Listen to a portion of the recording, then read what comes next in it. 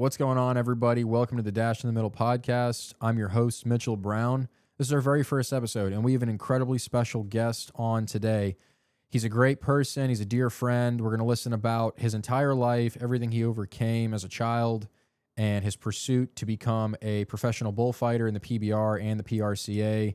We listened to him speak about his fight with cancer and how he overcame that, and how he came to faith as a Christian. He has an amazing story and an amazing testimony. And he took me in during very hard times in my life, put a roof over my head, and taught me how to pursue the career to become a day working cowboy, to realize my dream. He's a great person. Everyone knows him. Everyone loves him. Please welcome my dear friend, Mr. Stephen Bruner. I'm ready to party. Okay. All right, Stephen, thanks for coming by and being the inaugural guest on the Dash in the Middle. I feel like Miles beat me to it, but no, he doesn't count. We got to get him off the mic, dude. He's absolutely out of control. I got to get him off the Instagram and ban him from every mic privilege there is. Like, I'm just going to have his personally muted permanently. So, yeah, dude, that's awesome that you're going to be the first guest. Have you ever done a podcast before? I have, but do you got to remember to switch to me? Yes. If you want, we can start at maybe your childhood, where you were born, and we'll just go from there. Yeah. So, born actually right here in Martin County, born in Martin Memorial North. I was actually there yesterday visiting a guy in the hospital, and somebody asked me where I was from, and I looked around, and I'm like, wow, I'm actually from right here. I was born right here in Martin Memorial North Hospital in Stuart, Florida, and yeah. Cool. So you were born in what, like 1980 something? Like, when were you born? What was Martin County like when you were born? Yeah, 1984. Almost 41 years ago, actually. September. It was a lot different. Of course, I didn't realize the difference in it as I do now. I grew up on the coast, so I was I wasn't a salt lifer. I can't claim that title, but I was definitely a coastal type kid. You know, we went back and forth, but it's definitely significantly changed. I see that they've tried to fight to keep the town small, but it's still, even as small as it is, it's too big for me. So I eventually, which we'll talk about later, but I eventually just kind of slowly faded my way out west and got a little more rural. And, you know, for some reason I was the black sheep that decided to go west. Yeah, I got you. So when you were living in Stuart, where were you living in Stuart? What was the community like? Yeah, so it's crazy. I guess I should have backed up a little bit. So I was born in Stuart. My family at the time was living in Flemingsburg, Kentucky. My brother was born in Stuart. My dad was born in Stuart. My grandfather was born in Florida, not Stuart, but in the area. So I guess my grandparents wanted me to be born in Florida as well, which also I think with my parents' addiction, they knew that it wasn't good where I probably would have been born in the middle of nowhere, by Flemingsburg, Kentucky. And so my grandparents were adamant to fly my mom home. So they did. And she flew home. I was born in Martin Memorial North. And immediately, once I was stable enough, it was a couple days later, we went right back to Kentucky. So some people try to say that, you know, I'm not a true cracker, but my cousin likes to tease me and go, "You're not from Florida, man." And yes, I am. And he goes, "Well, where'd you learn to ride a bike?" You know, so that was kind of the running joke. But yeah, I went back to Kentucky for 5 years. And then, which I remember parts of it because the craziness, but yeah, then immediately came back. So I do remember Stuart and the town that I was in, the little community. It was just a very small neighborhood. We were there was a lot of houses, but not like townhouses that you see now where they're stacked on top of one another. But it was just a normal little quiet neighborhood. All the kids rode their bikes, and fortunately, I was blessed to get to go to a really good school. My grandparents, again, intervened, and they were like, listen, we want to make sure that he's at a Christian school. And so went to First Baptist Christian School. Mm-hmm. But yeah, just, you know, it's a quiet little neighborhood. We'd go to Sandsprit Park, you know, watch them pull sharks up on the beach, stuff like that. we were always on the river a lot. My dad had a little boat that he would let us use. I had a brother that was 4 years older, so he was kind of the one that watched me, babysitter, and, we just lived a little Stewart life. Wow. So what was it like in Kentucky, though? What do you remember from Kentucky? Oh, man. We could be here a while on that one. Yeah, so Kentucky. I can remember I remember a lot of the trauma, some of the stuff with my parents' addiction, like stuff, shootouts with the police in the front yard, stuff. Okay, that's legit. Now we got to hear that one. Stuff of that nature, dad won't put the guns down. My dad was pretty bad with alcohol and drugs. And, I think that's maybe part of the reason why he went up there to Kentucky. My mom's family had a lot of roots up there. And so my dad decided he was going to go up there and do the little farm thing. I'm not so sure that he wasn't in a lot of trouble with drug dealers and such down here. So he took off up there, but nonetheless, it was just kind of, it was crazy up there. But thankfully I had a bigger brother. I remember, him taking me, and, he had this little Jeep vehicle that he got in second grade, which is a whole nother crazy story. That was just my dad. He felt like, all right, he's big enough to walk. Let's just get him a vehicle kind of thing. He was just crazy like that. He got him a Jeep? Like, yeah, he got his first vehicle. In second grade? Yeah, he was in second grade, bought him that. So, I just tagged along. Gosh. Yeah, it's crazy. I just tagged along with brother, and yeah, there was a lot of craziness, some good times. You're not supposed to remember that kind of stuff from 4 or 5, but I remember specific things, the incident with the cops telling dad to put the gun down in the yard, and him not, he's shooting a shotgun, he won't put it down. And of course, thankfully it's a small town. They know him, so they don't gun him down there. Which is, I tell that story in a little more detail in the book that I'm writing, but yeah, it was just crazy. Shouldn't remember it all, but just I remember that. Yeah. One day he took me with him. I don't know why he always took me and my brother to go on these drunken episodes, but he did. One night he slung my brother out of the truck, got home. My mom's like, "Hey, where's our oldest son?" I don't know. I put him in the seat when I left the bar. Of course, she had to backtrack down the road, found him in a ditch. And wow. Then it was a separate night. We went up on the mountain. He took me with him, and we're in a Jeep, and he just passes out on the way home. I remember waking him up off the steering wheel. We go over the guardrail, and it's a long ways down, 1,000 feet to the bottom. And I wake him up, and somehow we, crawl our way out of that one. So, dude, those are some of the highlights I remember of Kentucky. Hanging over the mountain. Yeah. Dude. Yeah. Went over the guardrail, and we're hanging in the trees. And thankfully the tree stopped us from going all the way down. And oh my word. I remember waking him up and looking at his face and covered in blood. And I'm like, I'm probably 4 or 5, but yeah, I'm like, I know this isn't good. And of course we got up, and he drug us both out of there. We walked home, and probably called one of his buddies with a record like he always did. Dude. So you guys were up there until you were like 5 or so.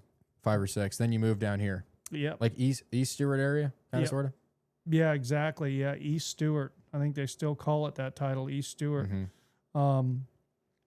Yeah, 5, we came back, and I would say probably because Dad had burned a lot of bridges up there and was in pretty good amount of trouble. And I also think my grandparents were like, listen, we got to have them closer. If these grandkids are going to live, we got to kind of get these people back here. So that's when we moved back to Stewart. And I remember it was a little bit of a culture shock, because from 5, we were pretty rural. Yeah. And, a lot of hillbillies, for the lack of a better word. So people were a little more sophisticated, that kind of thing. But yeah, moved down to East Stewart, and it was a lot different. And we were kind of the Clampetts, honestly. Like, I can remember having, my dad had always been into hunting and stuff like that. And I can remember living in East Stewart, and we had like 15 dogs in the backyard. Come on. We're hog hunting. My dad's got a lease. We're hog hunting. We're bringing hogs home. We're skinning them in the tree in the front yard in the middle of East Stewart. I'm sure that's legit. I'm sure the neighbors thought, like, who are these people? Where did they come from? Because these are the best neighbors ever, bro. So, we come down in this caravan when we moved back down here with just, all this stuff and redneck vehicles and junk and dogs. And, now dad's going to, make a career out of hog hunting and all the stuff that we did. So yeah, it was. So but he was a big time, like he was a big time hunter.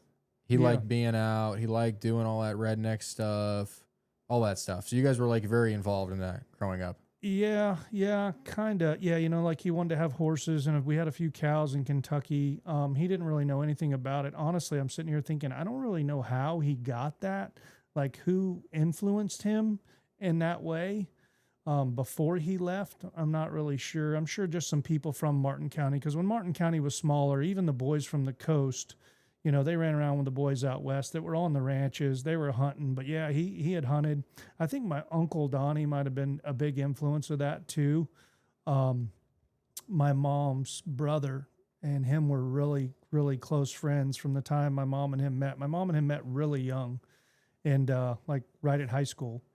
And so really, so they were running around out in the woods. And my uncle was very, very redneck. He just passed away a couple weeks ago, but he was. Oh man.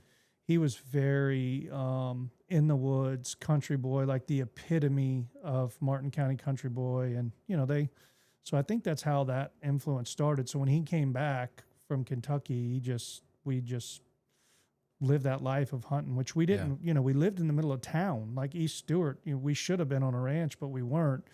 But he got a piece of lease ground out in Indiantown, and we would go out there pretty often. And then of course we would poach everywhere. I don't know how much of that I'm allowed to say, but let it rip. We poached everywhere. I talk to people now, and I'm like, yeah, I remember your specific pasture. I'm pretty sure we hunted there when I was a kid. But yeah, from the time I was very young, because we didn't have a place. Actually, the place we had in Indiantown, I don't think we got that till later. So we poached mostly state land, but if it was other people's property, I always said, man, we were down with OPP. That's other people's property. We were poaching, and wherever we could go, my dad was going to go chase one of these silly hogs, and we went. So where was your guys' place in Indiantown? So yeah, I think it's still called the 480. I'm not sure, but on Fox Brown Road. Actually, a friend of mine has that property leased now. But yeah, it's 480 acres. To me, when I was a kid, I thought it was 4,000 acres. It was so big. But yeah, I can't remember exactly when we got it. That's at the S curve?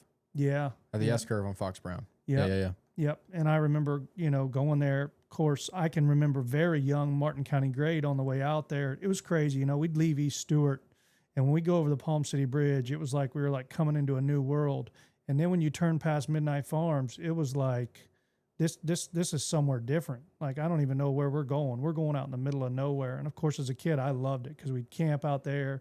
This meant we were going hunting. And then one of the highlights, of course, I was saying how the grade, I remember it very vaguely being dirt, but I specifically remember Fox Brown Road was entirely dirt at the time. And I knew that, and I mean, I'm 10 years old or whatever by the time we get this lease, but I knew as soon as we hit Fox Brown Road, my dad was going to let me drive the truck the rest of the way. And it was just like, that was a highlight. Was like the middle school, high school scene like for you? Yeah. So, crazy enough, I was at First Baptist Christian School until about eighth grade. Eighth grade, I got kicked out, which is kind of the running joke. The pastor that's been kicked out of Christian school, kicked out of church, multiple places. I'd love to see it. But yeah, so I was at First Baptist Christian School till eighth grade, and the parents' addiction started affecting my life, was acting out. Thank God for the teachers at First Baptist Christian. They spoke into my life. They spoke over my life. I knew Jesus loved me, but then the enemy, the devil, got in and said, if God truly loved you, your parents wouldn't be in addiction. You wouldn't have the things that, you'd experience, different kinds of abuse and different things that you've experienced through your childhood. So I started believing that lie, and I just started acting out. And by the time eighth grade rolls around, I'm not paying attention in school at all. I'm not doing very good at all, and just misbehaving. Basically, I guess they would have nowadays diagnosed me with ADHD and give me some medicine and hope that helped. But I definitely had an attention disorder. I was starving for attention, positive affirmation that I wasn't necessarily getting at home, and just started doing really bad. And I failed eighth grade. Long story short, I failed eighth grade, and that's when I got introduced into public school. So of course I'm living in East Stewart at the time, and I go to Stewart Middle School. I didn't like going, so I just skipped, and I actually skipped quite a bit of school from there. I take that back. I apologize. It was 7th grade when I left. It was 7th grade when I left the Christian school, I believe. Yes. So 8th grade is what put me. I hadn't failed yet. They told me I couldn't come back. I had to finish the second part of the year. Maybe it was the second part of 8th grade. I don't remember specifically, but I go to Stewart Middle School, and in half of a school year, I missed 47 days of school because I just won't go. So I failed on truancy, and I just didn't want to go. It was crazy. Like, it was like, to me, it was like the movies. The teacher would just put his head down on the desk.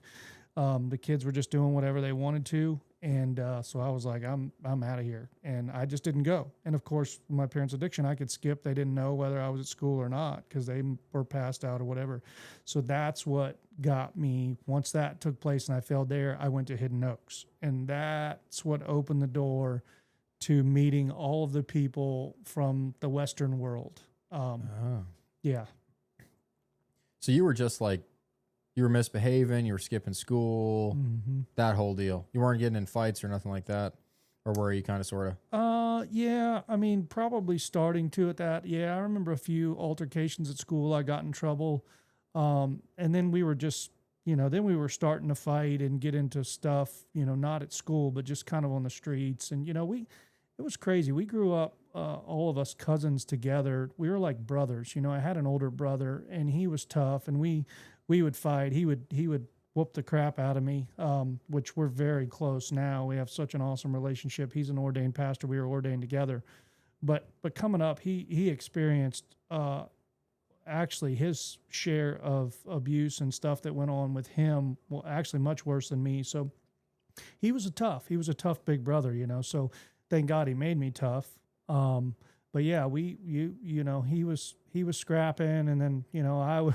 You joined in, and the altercation started, and we kind of run with a rough bunch, but all of us cousins, we were always fighting and wrestling and just doing, I think, kind of somewhat what normal kids do, but it was heightened a little bit. I think, we fought a little extra, cause we all kind of come from this dysfunction and had this woundedness, but yeah, it was kind of normal. So what were you thinking about doing with your life at that time, at that age? What were your interests in? Oh, yeah. So, goodness, somewhere around that age, 8th grade, right prior to that, I actually had thoughts of maybe being a pilot. Really? Yeah, I actually went to Flight Training International for a while and was getting some flight time. What is that?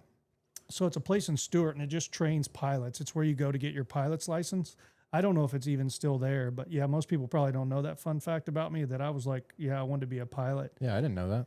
And was going there for a little while. But again, like most of the stuff I did, parents' addiction, nothing ever stayed. So you did it for a little while, and then we can't pay for doing this anymore. And flight training was pretty expensive. I did some other sports and some other things that didn't last very long either, but that one was pretty expensive. So it just didn't stay. But yeah, then after that, I wasn't really sure exactly what I was going to do. Until literally once I went to Hidden Oaks Middle School, and I started meeting these guys that were really a part of the Western lifestyle, that's when I started idolizing this cowboy thing. And that's when that thing started like coming to life for me. And I can remember, it's a funny story, but I was in 8th grade at Hidden Oaks Middle, and one of the guys I met, which we're still friends now, but the first interaction, he like kind of calls me out of class or somewhere, wherever we were. And he's like, "Hey, or I hear you hog hunt or whatever." And I'm like, "Oh boy, here we go." Cause I didn't know that hog hunting was a cool thing. We did it. But I didn't really, think other people did it. I just thought maybe we did it. And, calls me out of class. "Hey, you hog hunt, blah, blah, blah." And I'm like, "Oh boy, here we go."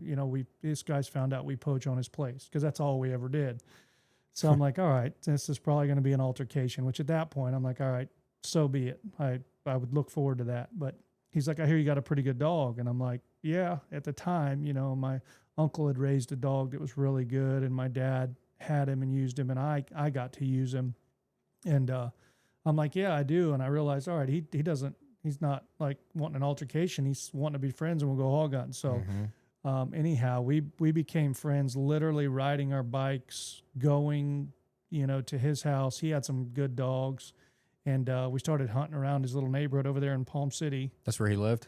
Yeah. And then Palm City area? yeah, and then I would go with him and some other guys, and I remember literally one of the first times meeting some guys. One of the guys' names, I'll just say his first name was Brandon, but we went out to Box Ranch. And I went hog hunting on this guy's lease with him, and I had that dog that was pretty good. Like, I would say I'm, pretty good chance if I turn this dog out of the box, we'll probably find a hog, and he would. So he kind of helped put me on the map a little bit with those guys and let me into their world. Yeah. And man, that was the first time. These guys were crazy too. I didn't really know any of we still good? Yeah, we're good. I didn't really know any of the Indian town boys, but man, they were crazy, and they were cowboys, and they were not like rednecks. These boys, like, I was kind of a redneck kid, I love watching PBR and stuff on TV and hog hunted, but the cowboy thing, like, it was completely different. That's how I was introduced to that world. And I remember them guys telling stories about roping bulls and different stuff. And I was like, bro, this is legit. I got to know more about this. Yeah. And yeah. There I went. So is that like kind of time when you first met Peacock and them? Was like around that time, that age?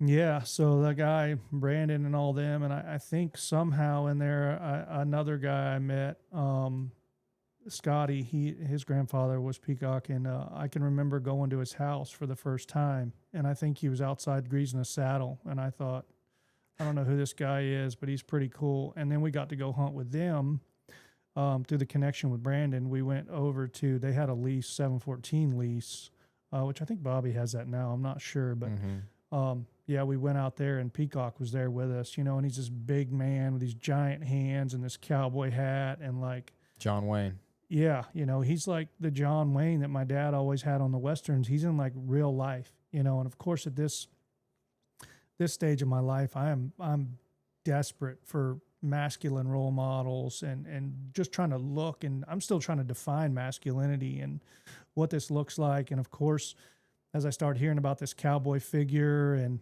I'm like, holy cow, like, I need to know these guys. They're not afraid of anything, and the more stories I hear of the things that they do, I'm like, I just got to know more about these guys. And it just really was just appealing to me. I coming from a background with trauma, and there was a lot of fearful stuff that I saw in my life, and I was afraid. And in a long time of being afraid and Satan telling you're just a scared little coward boy, you grow up and you start looking for things to prove that you're unafraid, right? For sure. So as I start seeing this cowboy image, and I start meeting these guys that are unafraid of anything, right? And they're like John Wayne, like in real life around me, I'm like, I got to know more about this. Yeah. And like, maybe what are the chances that I could actually become a cowboy and be known as that, and then known as he's not afraid of anything. Like, and so, man, it was hook, line, and sinker. Yeah. But at that time, did you know how to ride a horse? Did you know how to do any of that stuff, or no? You were kind of just like,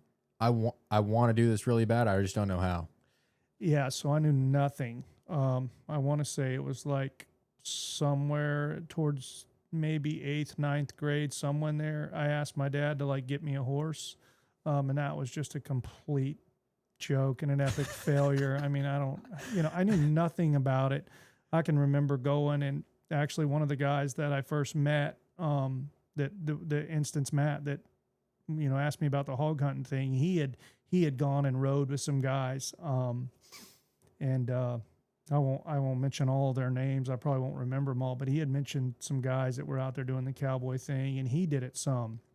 And, so he would, he let me go to a few times. I remember going to this barn in Palm City, and we'd ride a little bit, and I was just like, just getting to get on a horse. I think my dad put me on a horse a few times in Kentucky. He had a few, but he didn't really know anything either. And I knew nothing. I mean, but I wanted to know all about it, just because the image of the cowboy seemed so heroic, and it seemed to be everything that I wanted to be. because I was just, broken, scared, afraid of a lot of things, I mean, I put on an image that I wasn't, and I wasn't too afraid of hogs. I mean, I just kind of grew up doing that, but that was it. Like, that was the only cowboy thing I did. So then I saw the Cowboys doing that, and I was like, man, I want to know what else you guys are doing. And Yeah. of course, the stories with all the bulls and cows, it hooked me. Yeah, no, it definitely hooks you in. So after you started riding a little bit and your dad got you the horse and all that stuff, what was the learning curve like for you? You're like, okay, now I'm riding. Now I'm trying to keep up with these guys. Like, when did you first really get to go and like first get to struggle with learning how to ride, learning where to be? Like, when did that kind of come in your first introduction to, okay, now I'm actually riding with these guys? What was that like? Yeah, so I rode a little bit with some guys. Actually, a really good friend of mine, the guy that taught me how to rope. And I say he taught me how to rope. He taught me how to rope, not really telling me, but just me watching him. He was phenomenal with a rope, and he was a part of all of that group of the Indian Town guys. And so we became really good friends once I got to South Fork in freshman year. And of course, I played a little tiny bit of football, but I was like, "No, this is not for me. I want to do the cowboy thing, right?" So we become friends. I'm like, "Teach me how to rope. Teach me how to rope," because I knew he roped well. And he's like, "Yeah, sure, just do it like this." And I'm like, "No.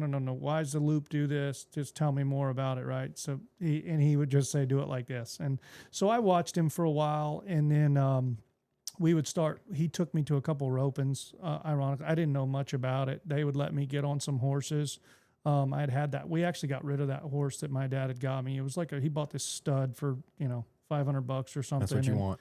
It like the place. That's what you want right there.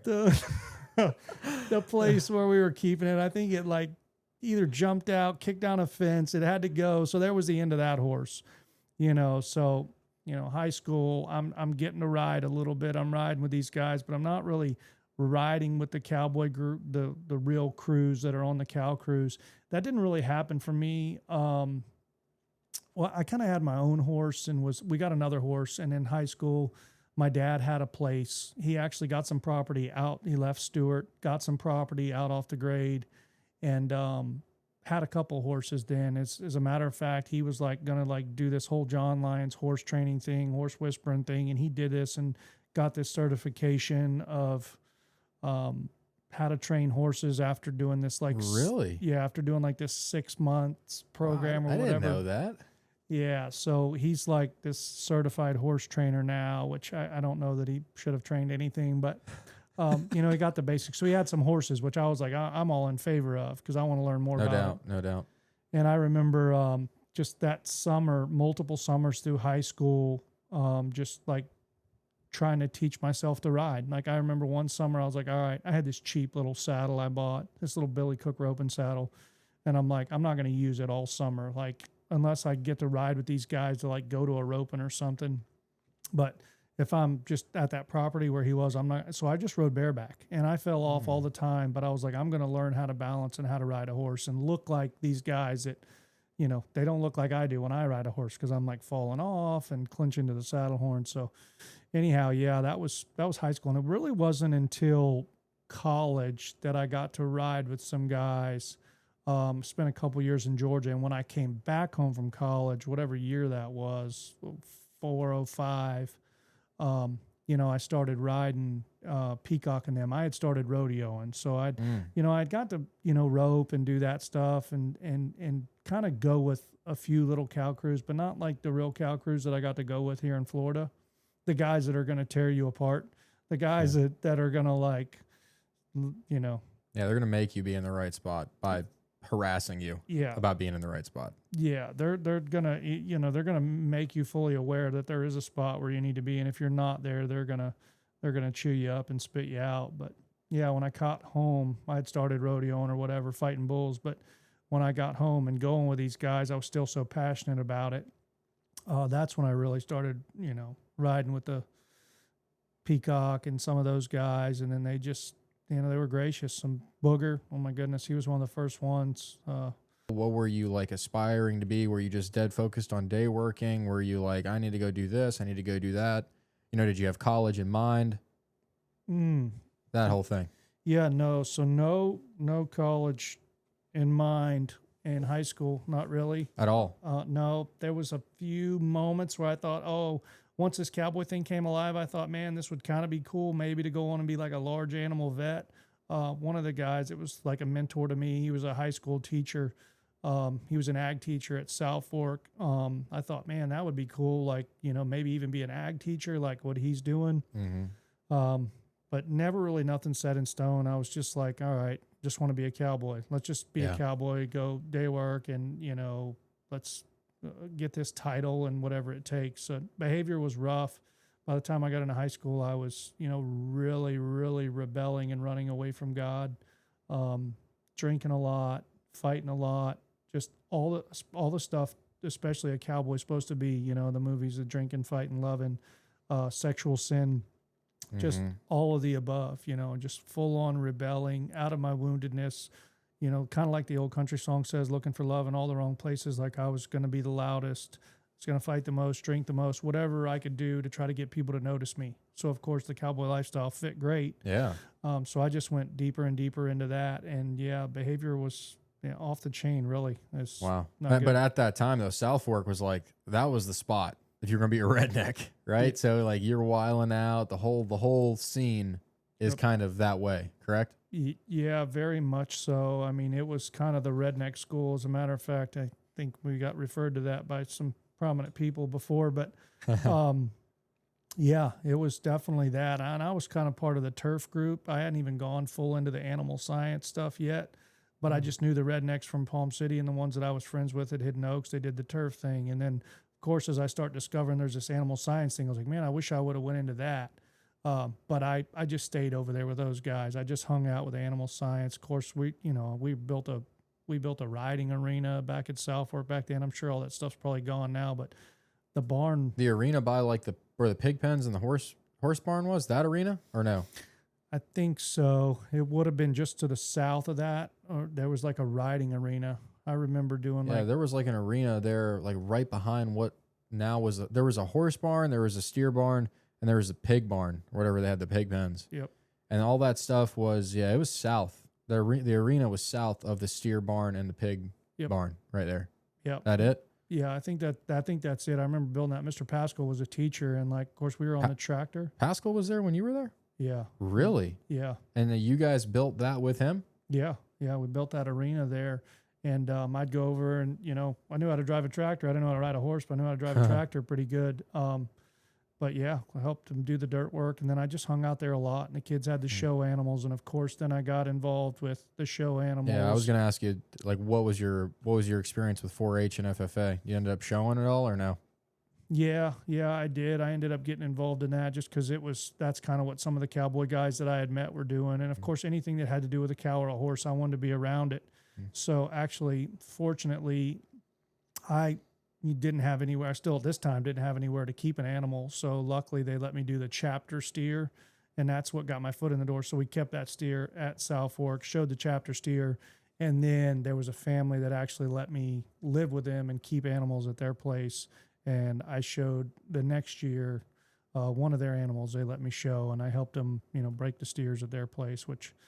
Looking back now, I think maybe that was my intro into bullfighting. I'm not sure, but into rodeo. Yeah. But what was the chapter steer like? Where'd they get him from? Was he just like a pasture steer or what? I can't remember now. He was a pretty good calf. He was pretty hairy. So I don't know that he was specifically something really local. I want to say maybe he came from Miss Crouch up there at Big John's. That family was helping out. Honestly, I can't remember where he came from now, but yeah, I do remember he was a big, fluffy looking guy. He was pretty hairy. But you liked showing, like it was kind of fun to you. Yeah, it was just another avenue to get me around animals. So I liked it, of course, and I can remember some years there at South Fork, maybe the following year, we'd get some calves in that were not the fluffy, gentle ones, and they were Brangus off the local ranches, and they were mean. And of course, there was a couple girls showing, and when their calves got out of control, I loved it. I was like, man, this is awesome, and these things are wanting to come run into you, and I'm like, man, this is cool, and just something in me loved that, and of course, trying to proof, your bravado, or whatever it is. But there's just something wired into you too. I think some people have, and I loved working with them crazy wild steers. Yeah, you told me once that cowboys are born, not made. Yeah, I feel like that's really true. Yeah, yeah, absolutely. I actually, Peacock and his grandson Scotty were the ones that told me that, and I'll never forget riding in the truck that day because it was kind of like it was almost like it felt to me like kind of a rite of passage kind of thing, or like a affirmation thing. The day that he said it to me, he's like, you, this is after years of them training on me. He's like, you kind of, I think you've got this thing in you, and he went on further to say, they're born, not made. Like you can't make this. So yeah, that's a very true statement. I think like the statement too, like if you break it down, it's more like, when you say cowboys are born, not made, like the love for it and the desire to want to be better and to learn it. And like a lot of that, like, being in the right spot, all that stuff, it is something that can be taught, but also it's like innate. It's in you. Like you have that idea, like you can refine it. You can refine it and become better. Yep. But there's a point where it's just in you. Yep. That's like a God-given gift, you know? Yep. Yeah. And I think God puts passions and different things in us. I think there's environmental factors that play a part, maybe to build on that. But if there's certain things in you, like the cowboy nature, there's a part of you that maybe has a little bit extra warrior, if you will, right? Because that's one of the characteristics that has to be, if you're going to be a cowboy, if you're going to be, I don't want to say redneck, but a cowboy, there's going to have to be a warrior spirit in you that can overcome adversity, right? Which that's a warrior spirit that should be in most men anyway, but it's got to be a little bit extra ingrained in there. And God gives that to people, right? Because he's going to have you look in the Bible days, and there's this character in the Bible that pops up all the time, which is, I've learned so much deeper about this character, but he's called a shepherd. To me, these guys were like the cowboys of the Bible. But these guys that were going to be shepherds, when you were going to leave them out alone in a field and take care of the flock, and fight bears and lions and all the things that these shepherds did, like Abraham has 318 trained men, 14 chapters into the Bible, and we see Father Abraham, who I thought in the Sunday school was just this peaceful, quiet, little soft shepherd guy that was just going to be the father of nations. But then I find out 14 chapters into Genesis, when his nephew gets kidnapped by 4 kings that are overtaking the world, he's like, hey, get 318 of the boys and let's go get our nephew back. And you're like, wait, what? Yeah. This is just a shepherd guy. No. He was made with something in him, right? There was this protector in him. And it was a little extra, right? Not all of them were shepherds, but a good bit of these warriors in the Bible were. And I feel like, some men have that. And if you don't, you probably don't want to step into that lifestyle of being a shepherd or a cowboy. So after you graduated high school, why did you decide to go to college if you didn't really have a plan to go to college? And like, what was that whole college experience like? Yeah. So is it on my mic? Yeah, it's on you. This thing's all jacked up. Hopefully Miles can help me. I don't know if I got to unplug this rig or what the deal is. But yeah, if you see me fiddling with this, you just keep on. I was just making sure that was on me and not you. So high school, Abraham Baldwin Agricultural College. So I had a little bit of desire. I had heard some old timers from the area had went to ABAC. That was kind of like the spot. Yeah, ABAC was like, if you're going to go to college and you're going to go to ag college and learn animal science or ranching or farming, that's kind of where you go.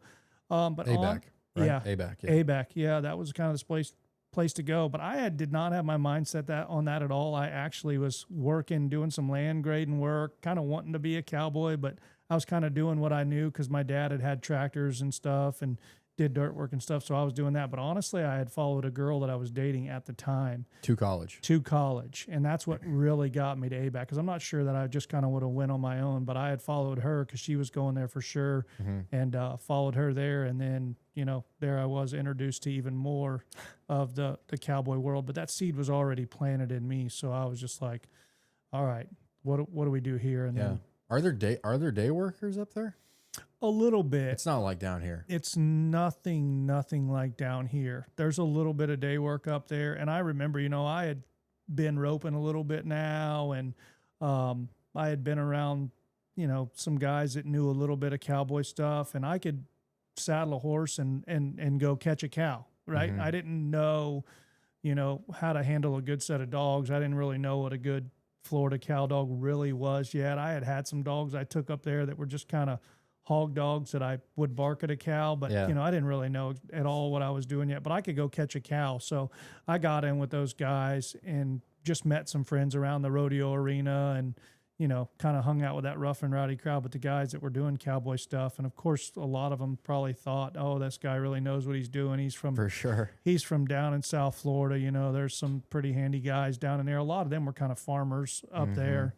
That's the country though. Up there it's a lot of farms. It's a lot of farms. A lot of farms. A lot of places I went, you shake a feed bucket or you're on a four wheeler or a Jeep, and that's how you do it. I was a little bit rare that I could get on a horse and go catch a cow. Not very good. It'd probably be 50 loops later, but I'm right there with you. But yeah, so I was. But there was some guys that come that were legit rodeo cowboys. There was not a lot of ranchy guys. There was one guy, one of the first guys I met, were really, really good friends to this day. I just talked to him on the phone this morning, but he had come from North Georgia, and he was pretty cowboy and grew up around some really cowboy type people. I mean, Charlie Lowry and these guys that, were rodeo guys, but also real cowboys. And me and him became really good friends. So, Wow. Anywhere we could go try to work on a ranch or do something. For sure. It was more of a farm. Like we'd go work for a farmer, and there was no such thing as day wages. Like you tell this guy, well, back then I think day wages are $125. If you would have dare said that in Georgia, farmer would have been like, listen, I'll give you $7.50 an hour, and you're there for 3 hours, and that's what you got. So there was there wasn't day work. Like it was just not the cowboy world like it was down here. So yeah. But when you started, just since we're on the day wages topic, when you started day working, they were $125. I'm pretty sure it was 125. Really? I'm pretty sure it was 125. What was it when Peacock worked at Henson? He told me, was it like $25 or $15 a day? I think it was $25 a day. I thought he told me $25 a day at Henson. It was like the first place he got paid. Yep. 25. That's not white belt? No. Oh. No. He told me that he got his like first check was from Henson. Oh. Yeah. When that place was Henson, he was like, it was $25 a day at Henson. Wow. Yeah. It was. Which I don't know how old he was then. Wow. I don't know. Yeah, it probably was. I've heard some other old timers. I mean, I've heard guys talk about it being even less. No, like literally though. Yeah. Yep. Like here we are complaining about $2.50. Right. These guys are making like $10 a day. Yeah. I know the dollar is, Right. it's lost value and inflation and all that, but yeah. Still though. We got Miles in the studio now Yes. running the switcher because I was running the switcher before and that was an absolute disaster. But anyway, we're at the college years. Yep. We're at the college years. Just kind of take me through the transition from leaving college, if you paid attention in classes, that whole deal. Did you get anything out of college? Oh, yeah. So I got a lot. Honestly, I paid attention in the animal science classes, of course, because that's what I was passionate about. It's interesting that I couldn't hardly pass tests very good in high school, but I would buckle down once I got to college, and I would, I was really interested. Horse science, the beef production, that kind of thing. So I focused on that pretty good.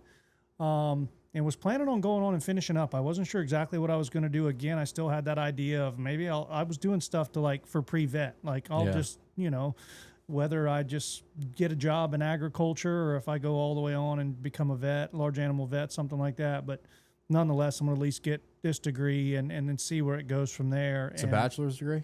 Yeah, that's what I was aiming for, which I went there for like 4 years and came home with nothing but a clown degree. No, you didn't, dude. Yeah. Are you serious? Yeah. You didn't even get a degree? No, did not. No way. 2 classes. No way. 2 classes and an internship short. Came home. But yeah, that sounds about like me. Yeah, 2006 or whatever. That's when I went to the first rodeo school. That's when I decided I wanted to try fighting bulls. But where did your interest really was it college where you're like, yeah, I really want to be a bullfighter? Was it before? When did that come on your radar? It was college. Oh, college. Yeah, college. It wasn't until college. I think just kind of being around maybe some of those rodeo guys, I always was mesmerized by the bull riding. Like I always loved. I watched the PBR, like I said, with my dad, and he loved that kind of stuff too.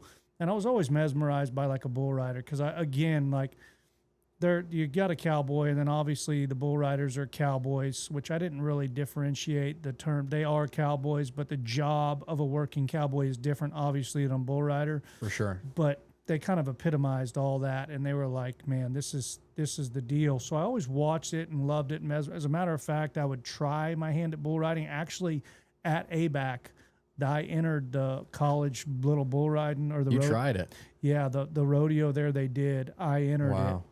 And it was a disaster. I believe as soon as they opened the gate, I fell off.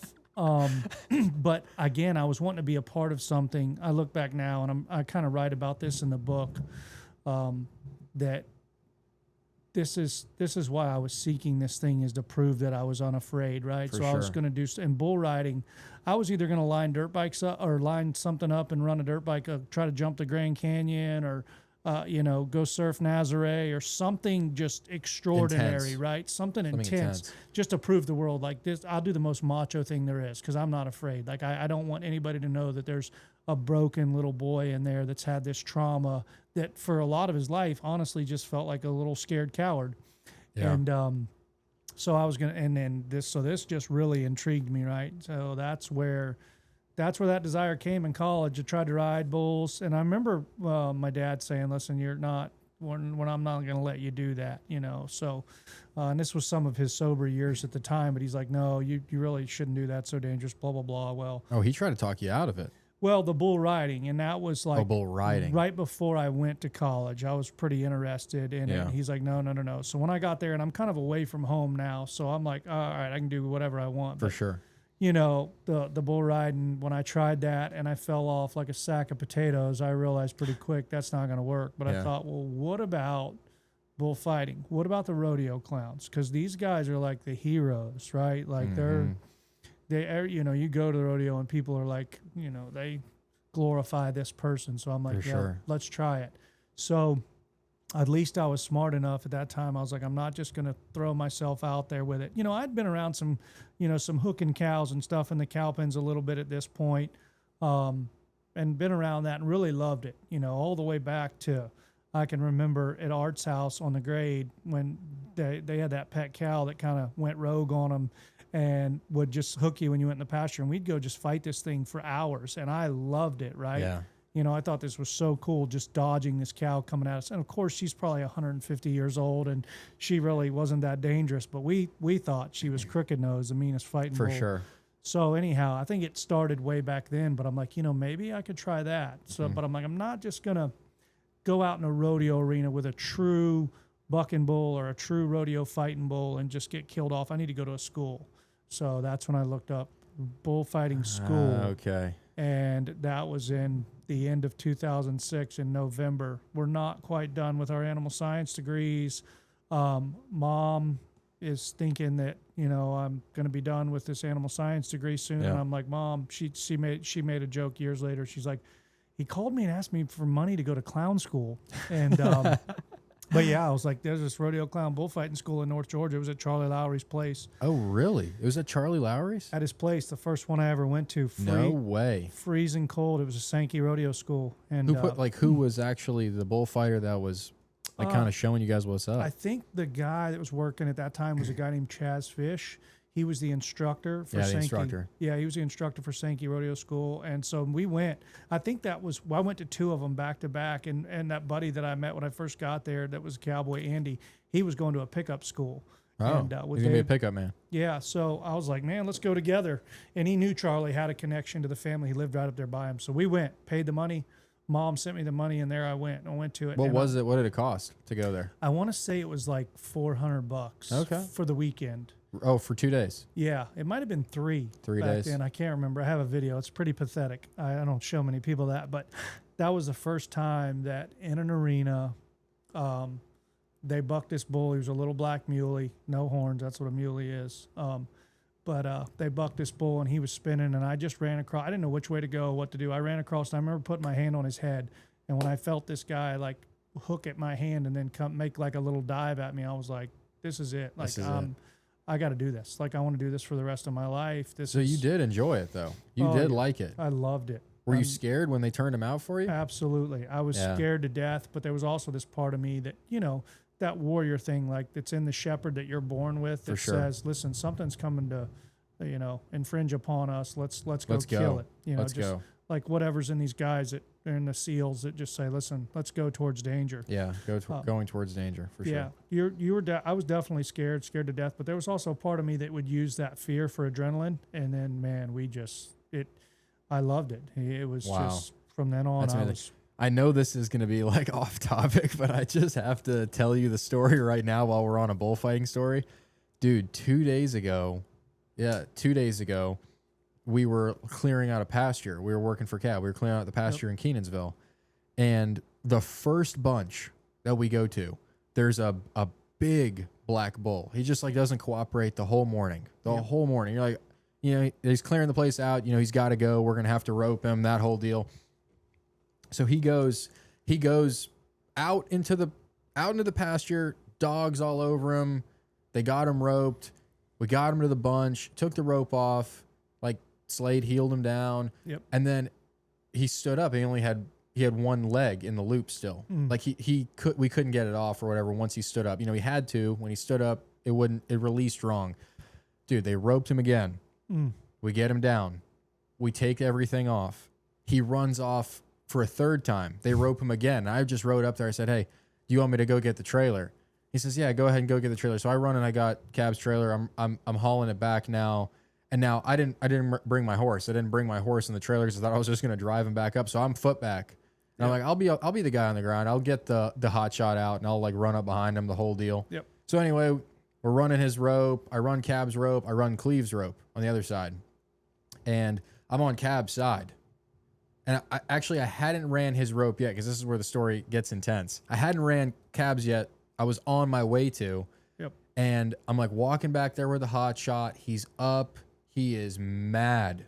So mad. And like when he picks his head up, he's like way taller than me, like one of those. Yep. Giant. And I'm walking back there. He's like, Cleve's messing with his rope. And all of a sudden I'm like, nah, he's got his rope running. We're all good. Rope's tight on him. I just look at him, and all of a sudden, Cleve's rope goes completely slack, and Cab's rope was not run yet. So the only way, the safest way was for me to run into the open pasture. Yep. Like, run away from the guy that's tied on. Yep. But natural instinct, dude, this thing looks like he's 3 stories tall. Yep. And he is ticked off. He is running directly for me, and that was one of those moments where I was like, this is not something you escape. This is like, this is going to hurt. Yep. So I'm running, and I'm trying to like impersonate my best bullfighter, and I'm looking over my shoulder, and he puts his head down, and it was like one of those things where I just fell just right. Yep. And there was enough tension on the rope that was just right. He hit me. He threw me down. Like he threw me, and he stepped on my ankle, and then as soon as I fell on the ground, all I was waiting for was for him to just come and camp out. I was waiting for him to camp out on me. Yep. But there was just enough tension. But he got up, and everyone was like, they're holding up the bunch right there. So everybody saw me get run over. And they were all like, dude, we thought you were dead. Yep. We thought you were dead. And I got up, and I'm like at the trailer. I'm like, bro, I don't even know how I survived that. So that whole bullfighting thing, dude, I would have got smoked. I know that's off topic, but I just had to interject with that. So dude, that was as close, I feel like, as you can come to not just getting completely mashed. Yeah, no, it's a bad feeling when they're hot on your tracks, and then you know, some of the worst injuries is the feet, right? Yeah, man. You know, when they throw you in the air, that's not so bad, but once they put their feet on you, man, that's when the stuff happens. Yeah, so, I can't believe I didn't get smoked. So what happened after your bullfighting school? When was your like first? Did you keep fighting that weekend? Did you end up like getting a gig somewhere? Like how did that kind of work? Yeah, so basically, I was still at ABAC, and I leave North Georgia, come back down to the college, and I'm like trying to find every practice pin that's going on close. And there wasn't a lot, but there was a couple. We had to drive 30, maybe 50 miles. And I would go to practice pins, and I just would fight everything they would turn out. Like if the guys didn't want to ride it, I would just say, can we flank? No flank. I don't care. Can we just turn it loose? I just want to fight it. Right. Wow. I just wanted to get around more. Like at the school, I was trying to fight everything I could. So found a couple practice pins, and then eventually the guys, my college buddies that are getting on and riding bulls, they're like, man, you're doing pretty good. In their mind, they thought it was pretty good. I didn't know the science. Like there's a whole science of rotation and different things, but I just thought, you kind of run in there. And I didn't learn the science of the rotation and what that's supposed to look like, and working with a partner, working with two other partners, it's chaos, but it is very much so organized. It's chaos. It's organized, controlled chaos for sure. Controlled chaotic dance kind of deal. Yeah, and I heard some of the old timers, those guys that were like, oh yeah, they fought bulls. We just run in there and just jump on a bull's head. There's a lot more to it than that. You know, there's control. There's which direction you go so that you're working with your partner, not against them. But I hadn't really learned that. But I would just go in there and I would just ambush these things right on their head. So I would sell tickets, but I could save bull riders. And so the guys were like, they would speak on my behalf when the little local amateur rodeo came to town. They got me in. And I can remember my first job was for $50 a night for a guy named Art Todd. Their family's actually still doing in business in rodeo. Wow. And the little ABAC rodeo, he's like, yeah, sure. This is all I'm going to give you. But which at that point I was like, I don't care. Like I would have done it for cotton candy. For free. Or for free. Yeah. For that matter. I just want to fight bulls, and I want to get out there and give me a chance. And, of course I worked a few little rodeos, but really my first gig was a PCA. Yeah. Which was kind of a pro type deal. PCA is Professional Cowboy Association. Yeah. You got the PRCA and then the PCA. Which how do they differ though? How do they really differ? Well, when in the rodeo world now, when you speak of pro rodeo, that's PRCA. That's the big dog. Yeah, that's like where they go to the national finals. Mm-hmm. But the PCA has a finals. It's just a smaller association.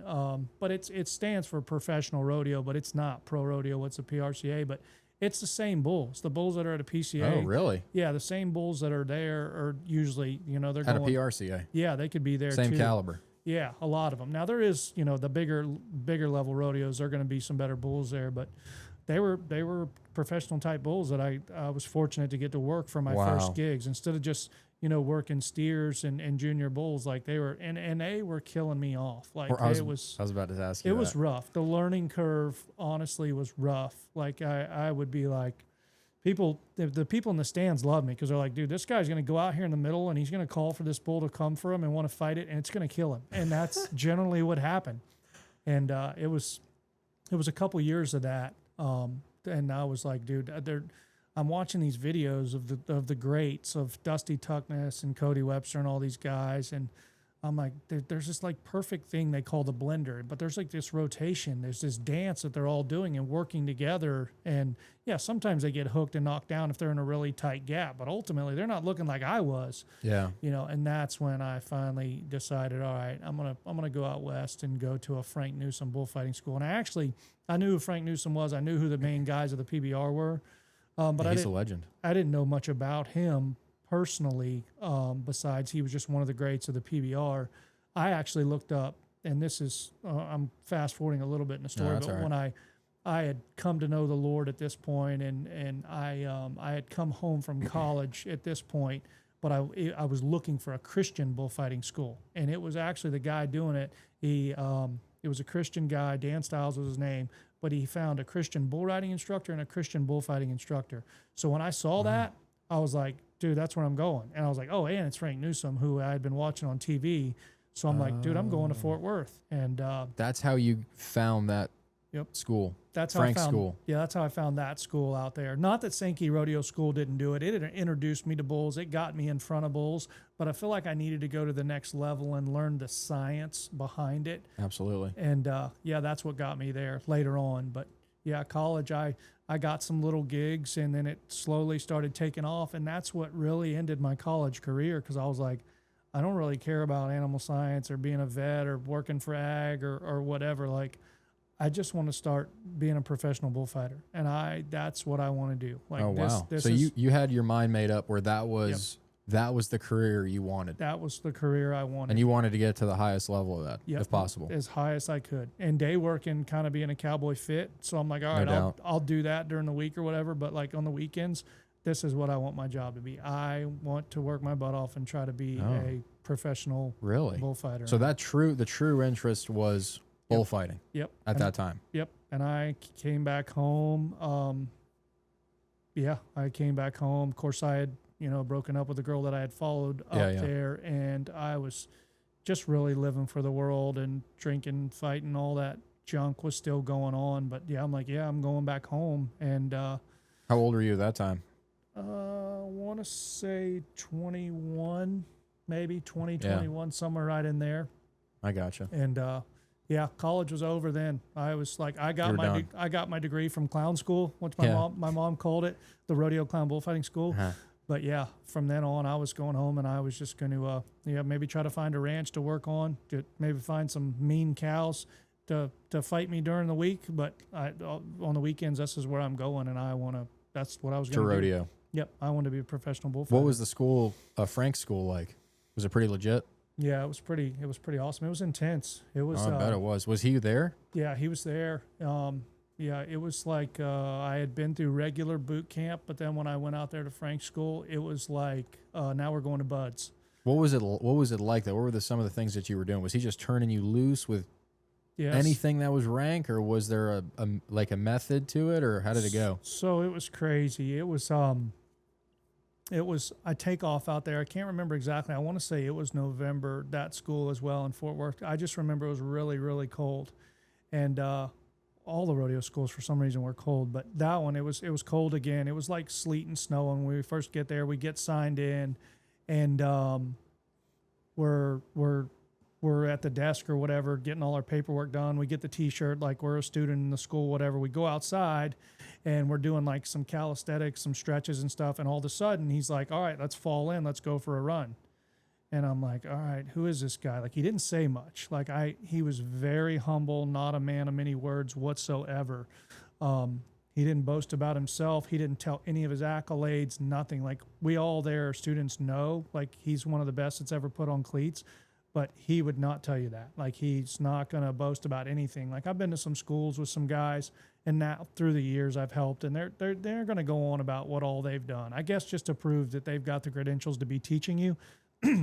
Frank was like, hey guys, welcome. Let's go outside. And we stretch a little bit, and he's like, all right, let's fall in. It's raining and like sleeting, snow, freezing.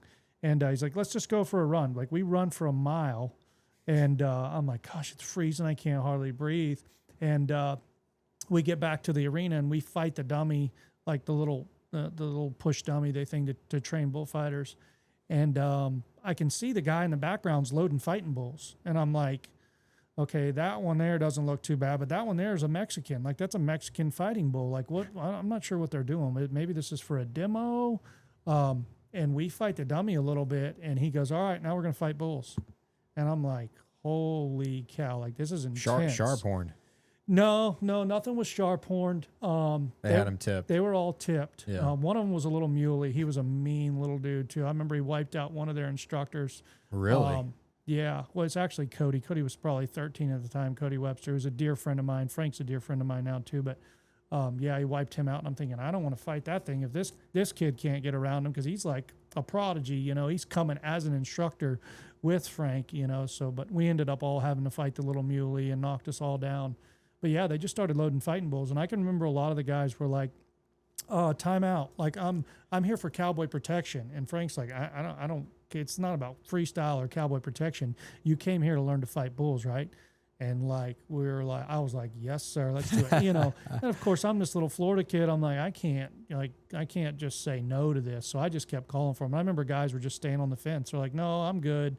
I don't want to do freestyle. I'm thinking, dude, you're ending your career. Like, you're in front of the greatest bullfighter that ever put on cleats. Like, yeah. I don't care if you're scared. I don't care if you didn't come here for this. You don't think, like, you got to just say yes and go. That's it. So that's what I did. I just said yes and went. And what was it like? You get wrecked out in front of them all, or no? Were you doing it? A couple of them I got around, got knocked down by a few of them, but I just kept getting back up and going. Yeah, you had a lot of try. Yeah, I had a lot of try, and they noticed that. For sure. They remembered that. But yeah, that was the Frank school. Sounds like it was a legit experience. It was really good. It opened the door. Like, I remember he gave me a nickname I'll never forget. And like everybody that knows me west of the Mississippi River in the rodeo world, still to this day, a lot of them call me Biggin. Like, some of them might not even really know my given name, but a lot of them still call me Biggin because that came from Frank. He gave me that nickname. And of course, a guy that's like a hero in your eyes, that thing's going to stick. Wow. But yeah, he gave me that nickname. He said Biggin. So I was like, all right, I don't care. I don't know if I just because I'm taller than everybody here, I'm a little bigger, but whatever. He noticed me, like, and he gave me a nickname, right? So that was just really cool. And then of course I go to a bullfight. Months later, I had got involved in the freestyle bullfighting, and Cody was there, the young man that was instructing. Yeah, he's Cody like Webster. Yeah, he's like a son to Frank. And anyhow, we were at a bullfight together and fighting some pure freestyle fighting bulls, and he was probably kicking all of our butts because he was just so talented. But I remember him saying to me, he made the comment, he said, "Hey, why don't you come out to Oklahoma and fight some real bulls?" And I was like, okay. Frank said that to you? Yeah, Cody did. Cody said that. This was after we had left the school. Yeah, and yeah. I see him again at a bullfight. And I'm like, wait, you're the young man that was there in Fort Worth. Yeah. And he tears this bull up or whatever. And I fight my bull, do okay. And anyhow, but he was like, yeah, you ought to. He remembered me from the school because he called me Biggin. Yeah. I'm like, yeah, that's the name Frank gave me. And but yeah, from then on, we became friends, but that was all the invitation I needed. He said, why don't you come to Oklahoma and fight some real bulls? And I was like, say when? As if the bulls in Okeechobee I've been fighting are not, like man-eaters. Killers enough. Yeah. But, he was right. There was some good stuff out there. And I went. And then, of course, that's when I didn't realize he lived a mile from Frank's house. And the first time I go out there to his house, he's like, yeah, let's go over to Frank's. And I'm like, wait, Frank Newsom? Like the guy we just did the bullfighting school with? And as soon as I walked up there, again, like the guy is just so unbelievably humble. Wow. He's when I come walking up the driveway, he's like, Biggin, right? I'm like, holy cow. Like, he remembered me. Yeah. And from then on, we were good friends. Wow. He put me on a colt right there in his yard. I got bucked off of this colt that was gentle, that I think he had let his kid ride. So that was kind of an embarrassing, funny story. I'm like, I'm right here in front of my hero, and he's going to put me on this horse. He's like, yeah, he don't got many rides, but, he's dog gentle. Of course, I get on him. I go to Lopez Circle. This thing bucks me off. I'm laying in the ground in the arena. I'm like, wow, this is awesome. This isn't good. But, yeah, no, we became friends and stayed really good friends. That's amazing. Yeah. So after that, you were fighting bulls in Florida and like the PRCA? Or no? No, not the PRCA yet. I hadn't got my pro card till a little later on. So this is when I had met these guys, my focus was bull ridings and like the PBR. I wanted to try to get to the PBR, and I wanted to just focus on bull ridings. I wasn't really interested in the rodeo scene, which was obviously the rodeo scene, and then being a bullfighter rodeo and a bullfighter to bull riding is completely different. Well, the bull riding, the PBR, or whatever it was, there were some local associations back then around Florida, but all they do is they buck bulls. That's it. And that's what I wanted to do. Like, I didn't want to be there for the calf roping and barrel racing and all that stuff. I wanted to be just bull riding because I wanted to go to the PBR. And yeah, that's, it started in 06. And of course I had left college back home. That's when I got involved with the church that was right down the road from where I was living. And we can go back to that or whatever, but yeah, my career was, it was taking off pretty good. I was working on trying to get all the approval for a PBR card, and then I got sick, diagnosed with cancer, and everything just kind of went on pause for a while. Wow. Yeah. So take me back to the, like that transition. Like, sounds like there was a big transition though, like when you were saved. Yeah. Right then, right in that area, you're still fighting bulls right in there. So you can maybe touch on that. Yeah. So, yeah, that's a big turning point in my life was, going and having this desire to have this career of bullfighting. And I think the Lord obviously knew it all along, what he was going to do with that. I'd leave college. I come back home. That's all I'm pursuing, still running pretty wild. But ironically, I moved, my dad's got a place outside of town now, out west of town. He's not in Stewart anymore. But on this property, he's got this little camper, and I want to live in this camper on the back of his place. So that's what I do. And I'm living there. And this church is like a mile down the road, and they call me and they're like, yeah, we we've got this bull riding deal we're doing on Wednesday nights. We don't have anybody to protect our bull riders. And they had gone through some stuff with a couple kids getting hurt, and some people were wanting to shut them down. And they were like, listen, you got to make some changes, have some safety measures, do something, get some better bullfighters, whatever it may be. And so, yeah, the guy calls me, and I'm like, wait, what? This is a practice pen? Like, I just got home from, like, leaving college to pursue this career, and this guy calls a mile down the road saying that this is what they're doing. They're bucking bulls every Wednesday night. Yeah. And they're doing a little church thing, which my interest wasn't the church thing at all. I was like, this is more bulls to get in front of. And so I take off, and there I go, and they're bucking bulls every week. And then that's when I met some of the godliest men that I had known, Brother Mickey, it's out beside Dunklin off the grade. It's actually called Gethsemane Ranch, but a lot of the kids called it Dunklin forever because it was next door to that property. I actually donated from them, but for the man who started it, that had that vision. But yeah, that's where the big radical change in my life, God used this passion and this desire, kind of similar to what he did with his disciples. I feel like they were passionate men, but he had to channel those passions to use them for his glory. And that's kind of what he did with me, man. I show up there not caring about God. Like, in the back of my mind, I knew, like, all throughout college, it sounds terrible. Like, I was a part of the Baptist Student Union for a little bit.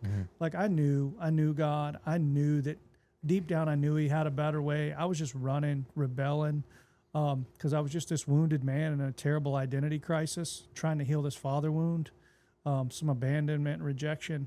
But I knew of God, like he was there. And I remember those teachers speaking life over me at First Baptist Christian School. I can just, I can remember vividly, like, God knocking so hard on the door of my heart and never quitting pursuing me. And I was just shameful, man. Like, I'm going and doing these things with some of the church groups at the college, and the next night's ladies' night, and I'm at the bar wilding out. Like, I'm two completely different people. For sure. I'm so lukewarm and so just living for myself and living out of my wound. And so I come back home and nothing's changed. Like, the drink and the fight and everything's just gotten worse. And now I've got this rodeo career, and I'm just going to be this macho cowboy on top of it. And that guy calls, and I'm like, wait, what? I go down there and I meet these men, and they're like kind of John Wayne type men, but they're godly. They're like, and they loved on me. Like, one of the things Brother Mickey was always known for, when you saw him, you probably never saw this man and he didn't say to you, has anybody told you today that they love you? Like, he would tell you, he'd be like, hey, anybody told you today? And you'd be like, what? And they love you, Really? He said that every time? Almost every time I saw him. And people know him for that. So, and then all the other people there that I met, they were just these rock solid men of God. And they, like, spoke into me. Like, they were like, I think they knew. They were like, look, you're lukewarm, but there's a call on your life. And they saw it, right? Because they'd bring up stuff about the Bible, and this is all they talked about, right? We'd talk about bulls and that stuff, but then they would talk about Bible, and there'd be Bible teachings, and it was a cowboy church. And I knew stuff, right? I mean, I'm years of First Baptist Christian School. My grandfather started North Stewart Baptist Church. I have a history of this, so I know. Like, I sang the songs, but I just ran away from it. So they would ask things, and they were like, wait, you know a good bit about this. I'm like, yeah, I came up with this stuff. So they're like, come back, back to it.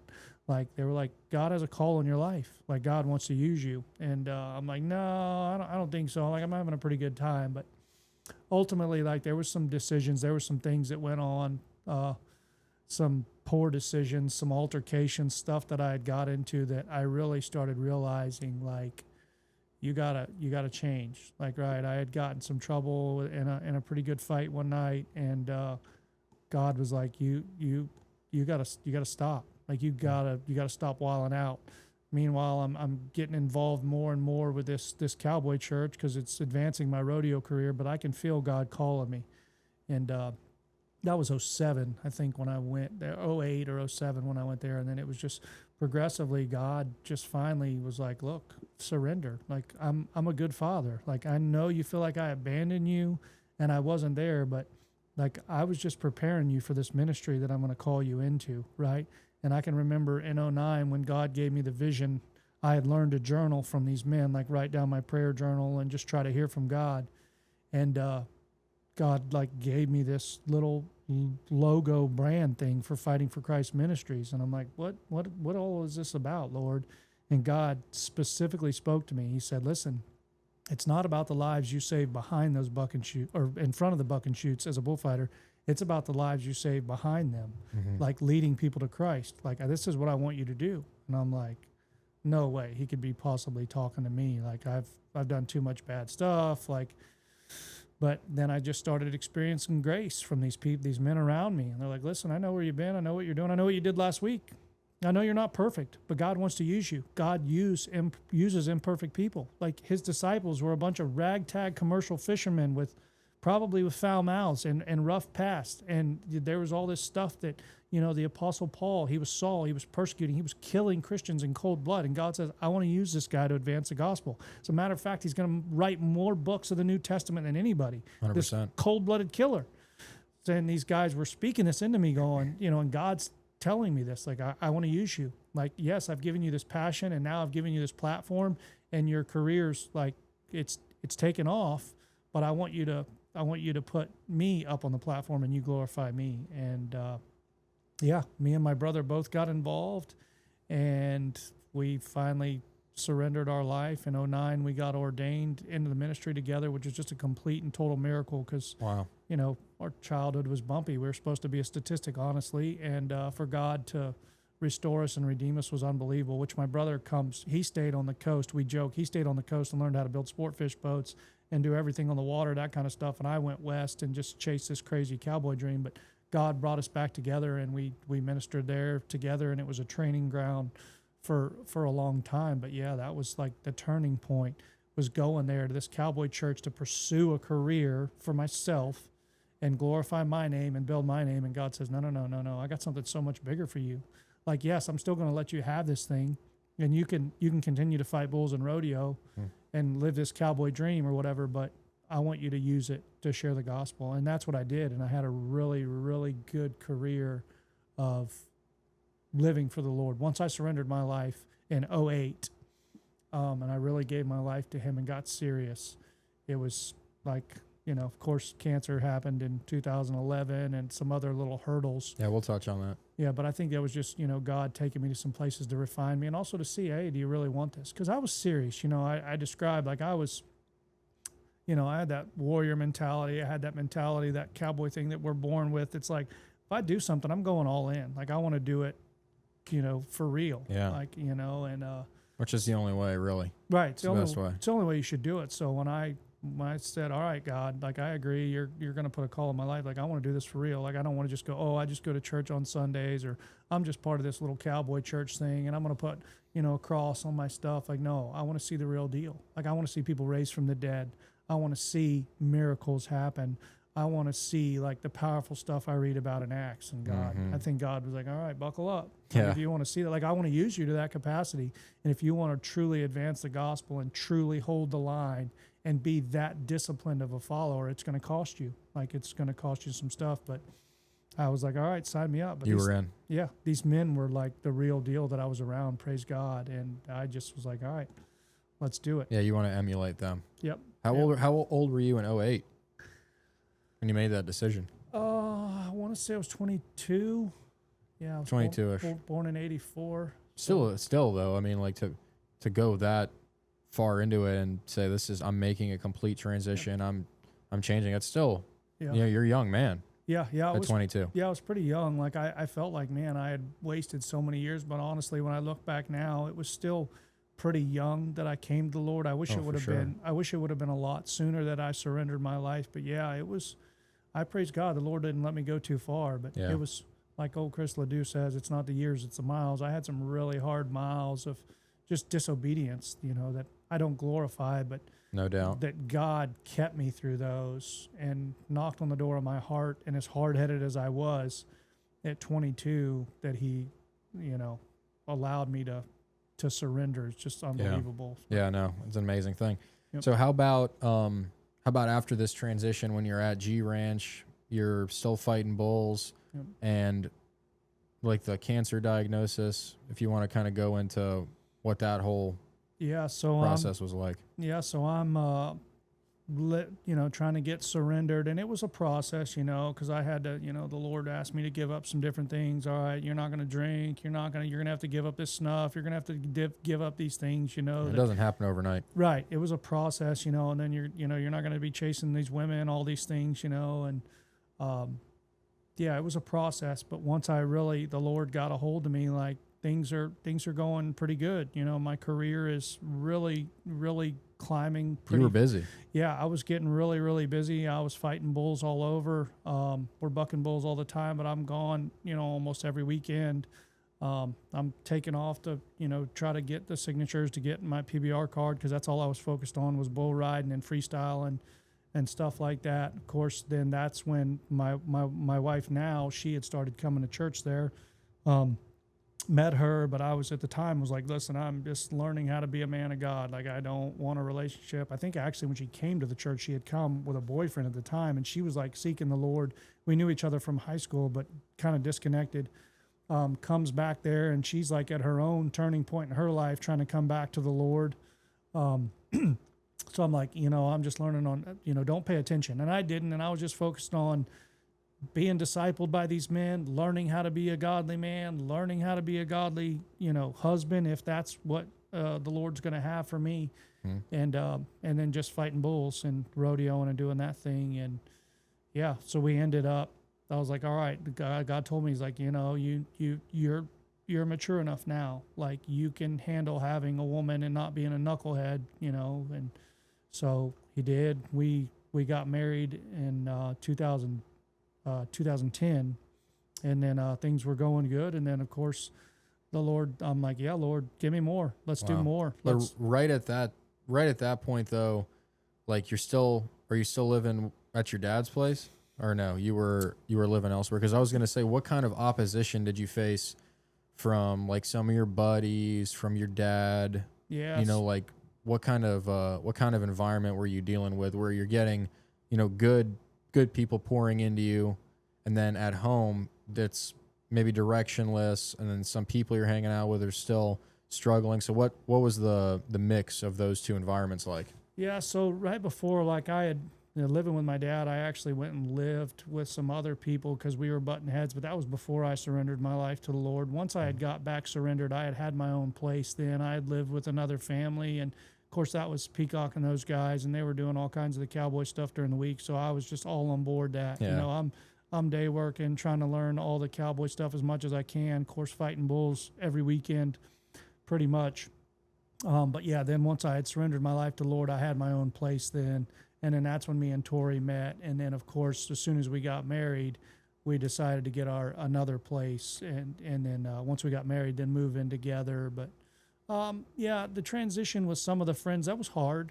I can remember I'm sure some of the guys I ran with, and we ran really, really wild, and I can remember at my wedding some of the guys not being invited, and that was tough. Oh, man. Like, these are guys that I ran with, that I was friends with, but I knew, like, we're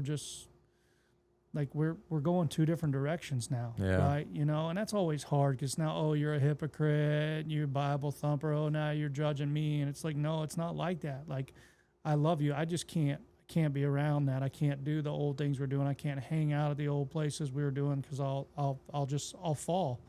And so that was a little bit of a hard transition, because I can remember people that I was friends with like, no, dude, we're done. And then people I wanted to continue friendships with. God was like, you got to cut that off. Like, you can't be unequally yoked with these people, like, because they're going to take you back. So it was a little bit not persecution like what our friends experience, in other countries right now. No doubt. I mean, I hate to even call that persecution, but there was a little bit of persecution. They make you an outsider. Yeah, a little bit. So you're like, all right, I gotta change those friends. But it was just crazy how God gives you like new godly people that are a part of the church, and like started just growing in the family of these people, and they're like-minded, and there's these men that are pursuing the same thing, of course. And that's when I started doing some Bible studies with some men, which I probably had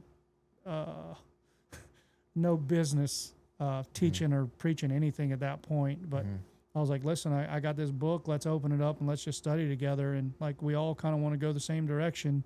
We all know that this old life of just sin, of wild drinking, fighting, loving, that's all we've done. Like, we know it hasn't got us anywhere. Like we wake up with the hangovers and the regrets, and we see it's just made a mess. Like, let's try this thing, you know? And then, so there was a group of us that were like, all right, we just started discipling one another and studying together. And so luckily we had that bond to just kind of stay together and grow together, and had some good godly mentors. No doubt. Yeah. Yeah, no doubt. Throwing out all the little Wayne CDs out the window on the grade with Tubbs. Oh my gosh.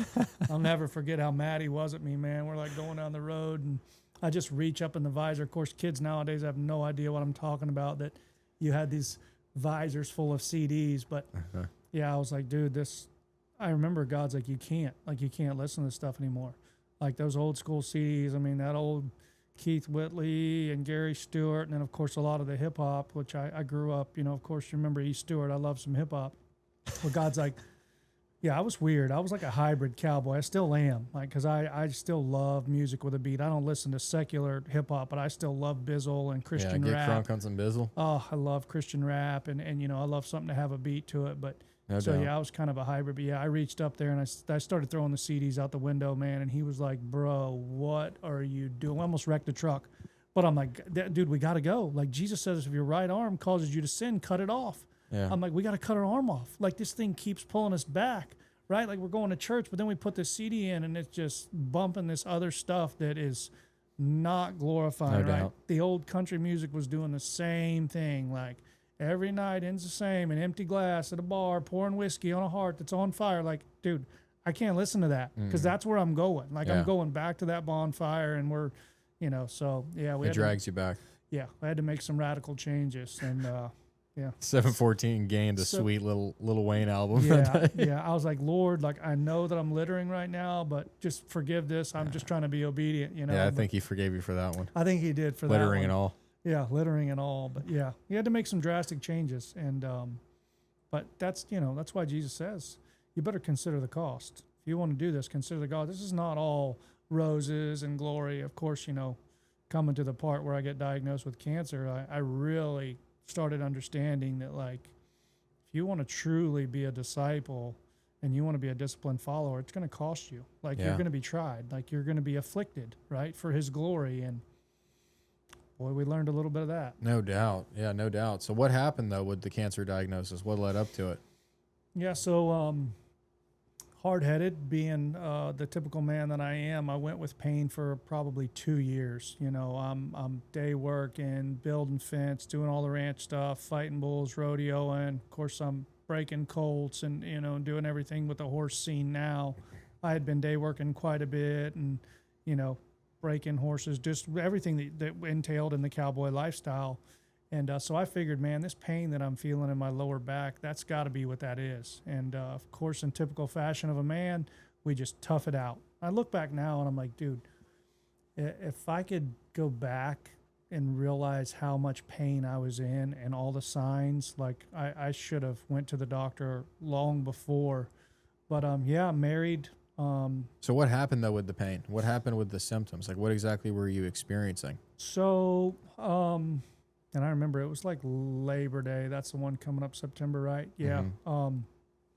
I had a lot of pain in my lower back. I would have pain in my groin. Then I would have pain in my testicles, but there was no physical signs of anything, right? So a lot of people, when they get testicular cancer, it starts obviously in a testicle, but then there's a mass, like something is going to be growing, and there's going to be something that you can physically palpate and realize that there's something wrong there. Yeah.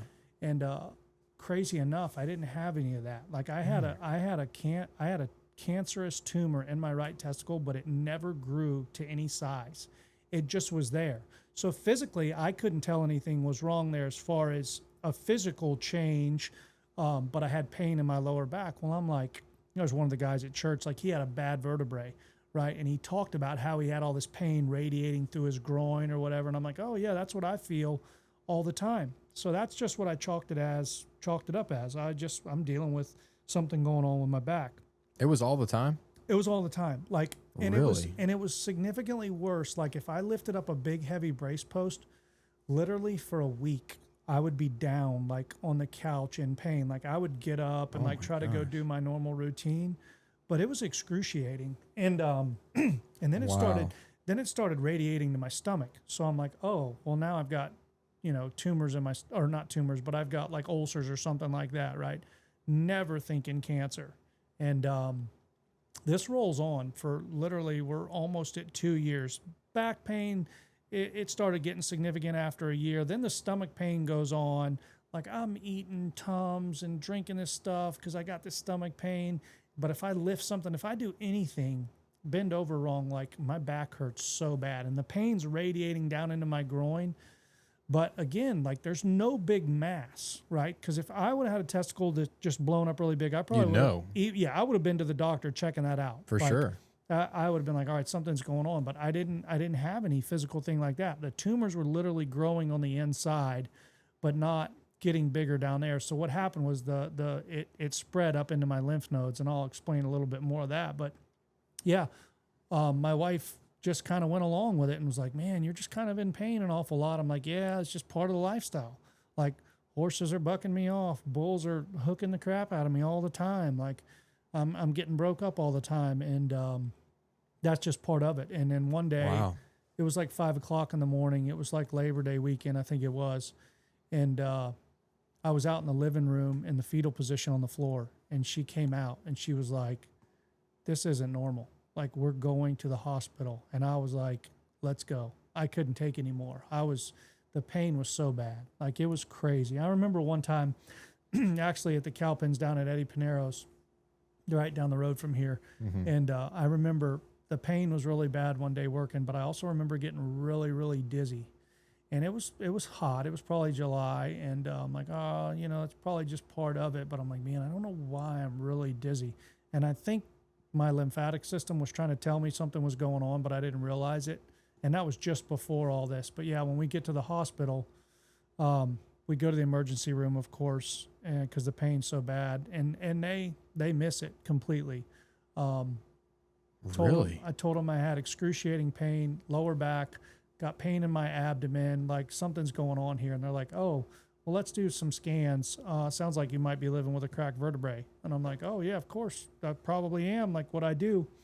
So long story short, yeah, they do all their tests. They scan, and they're like, we can't really see anything, but it's probably just a hairline crack. Like, you really should follow up with an orthopedic guy. And I'm like, okay, yeah, we're good. I told Tori, we're good. That cracked vertebrae, if that's all this is, we're good. We can go on with that. Yeah. And just foolishly living in excruciating pain. When I look back now, I'm like, dude, why did I go on like this? Dude.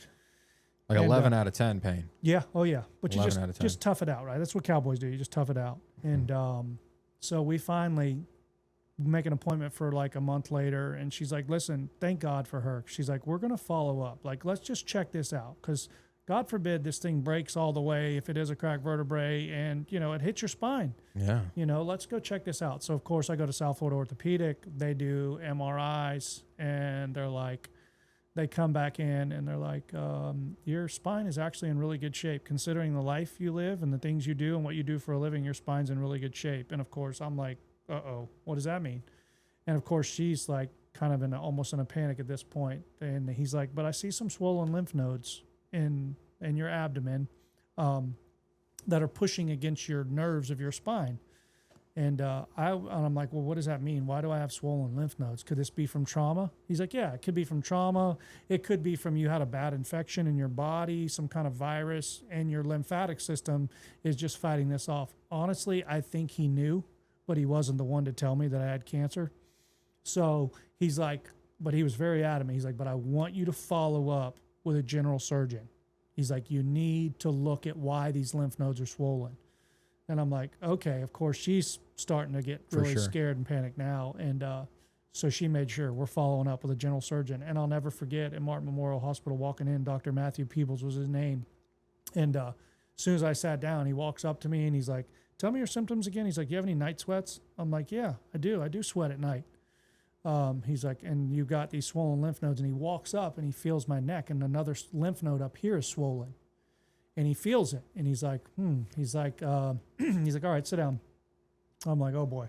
He's like, I'm pretty sure what you have is Hodgkin's lymphoma. And I'm like, oh, OMA. I'm like, dude, that's cancer. Yeah. Of course, she's about to collapse in the corner, and I'm like, all right, I'm good. I've taken bigger bulls by the horns than this. And I'm like, well, what is that?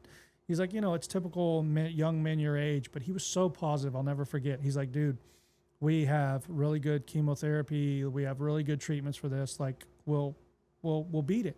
Like, he was very optimistic. He was like, no, we'll beat it. Like, and I was like, okay, like, you still just told me I had cancer, but okay. And I was actually scheduled to the next week go to the World Championship bullfights in Ada, Oklahoma, to preach. Right, me and Frank had become friends now, and I'd been going out to Oklahoma and fighting and training with these guys.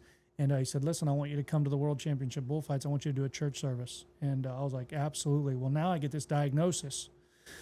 And I'm like, do I still go? And I asked the doctor, I said, I'm supposed to be going to Oklahoma next week or that coming weekend. That was a Tuesday. And he said, this was in October. And he's like, yeah, go. He's like, don't stop living. And I'm like, but you just told me I probably might have cancer. We got to do a biopsy. We don't know that yet. But he knew. So, yeah, I went. He hadn't confirmed it at that time. He hadn't confirmed it. And literally, it was October 21st, 2011. I'm driving around Dallas-Fort Worth, going on I-35, headed up to Oklahoma. And he called, and he said, well, it's not lymphoma, it's seminoma. And I'm like, oh, it ends in oma, it's cancer. He's like, yeah, it's testicular cancer. He's like, and it's metastasized a little bit. Pretty sure it's spread to other places. Obviously, that's why I feel that lymph node that he had biopsied. When he felt it, we went in surgery the next day. He cut a piece of it out, biopsied it, and that's what we were waiting on. And that's when he called. And it was crazy how God works, right? Because I'm like, all right, Lord, I want the real deal, And God's like, all right, here you go.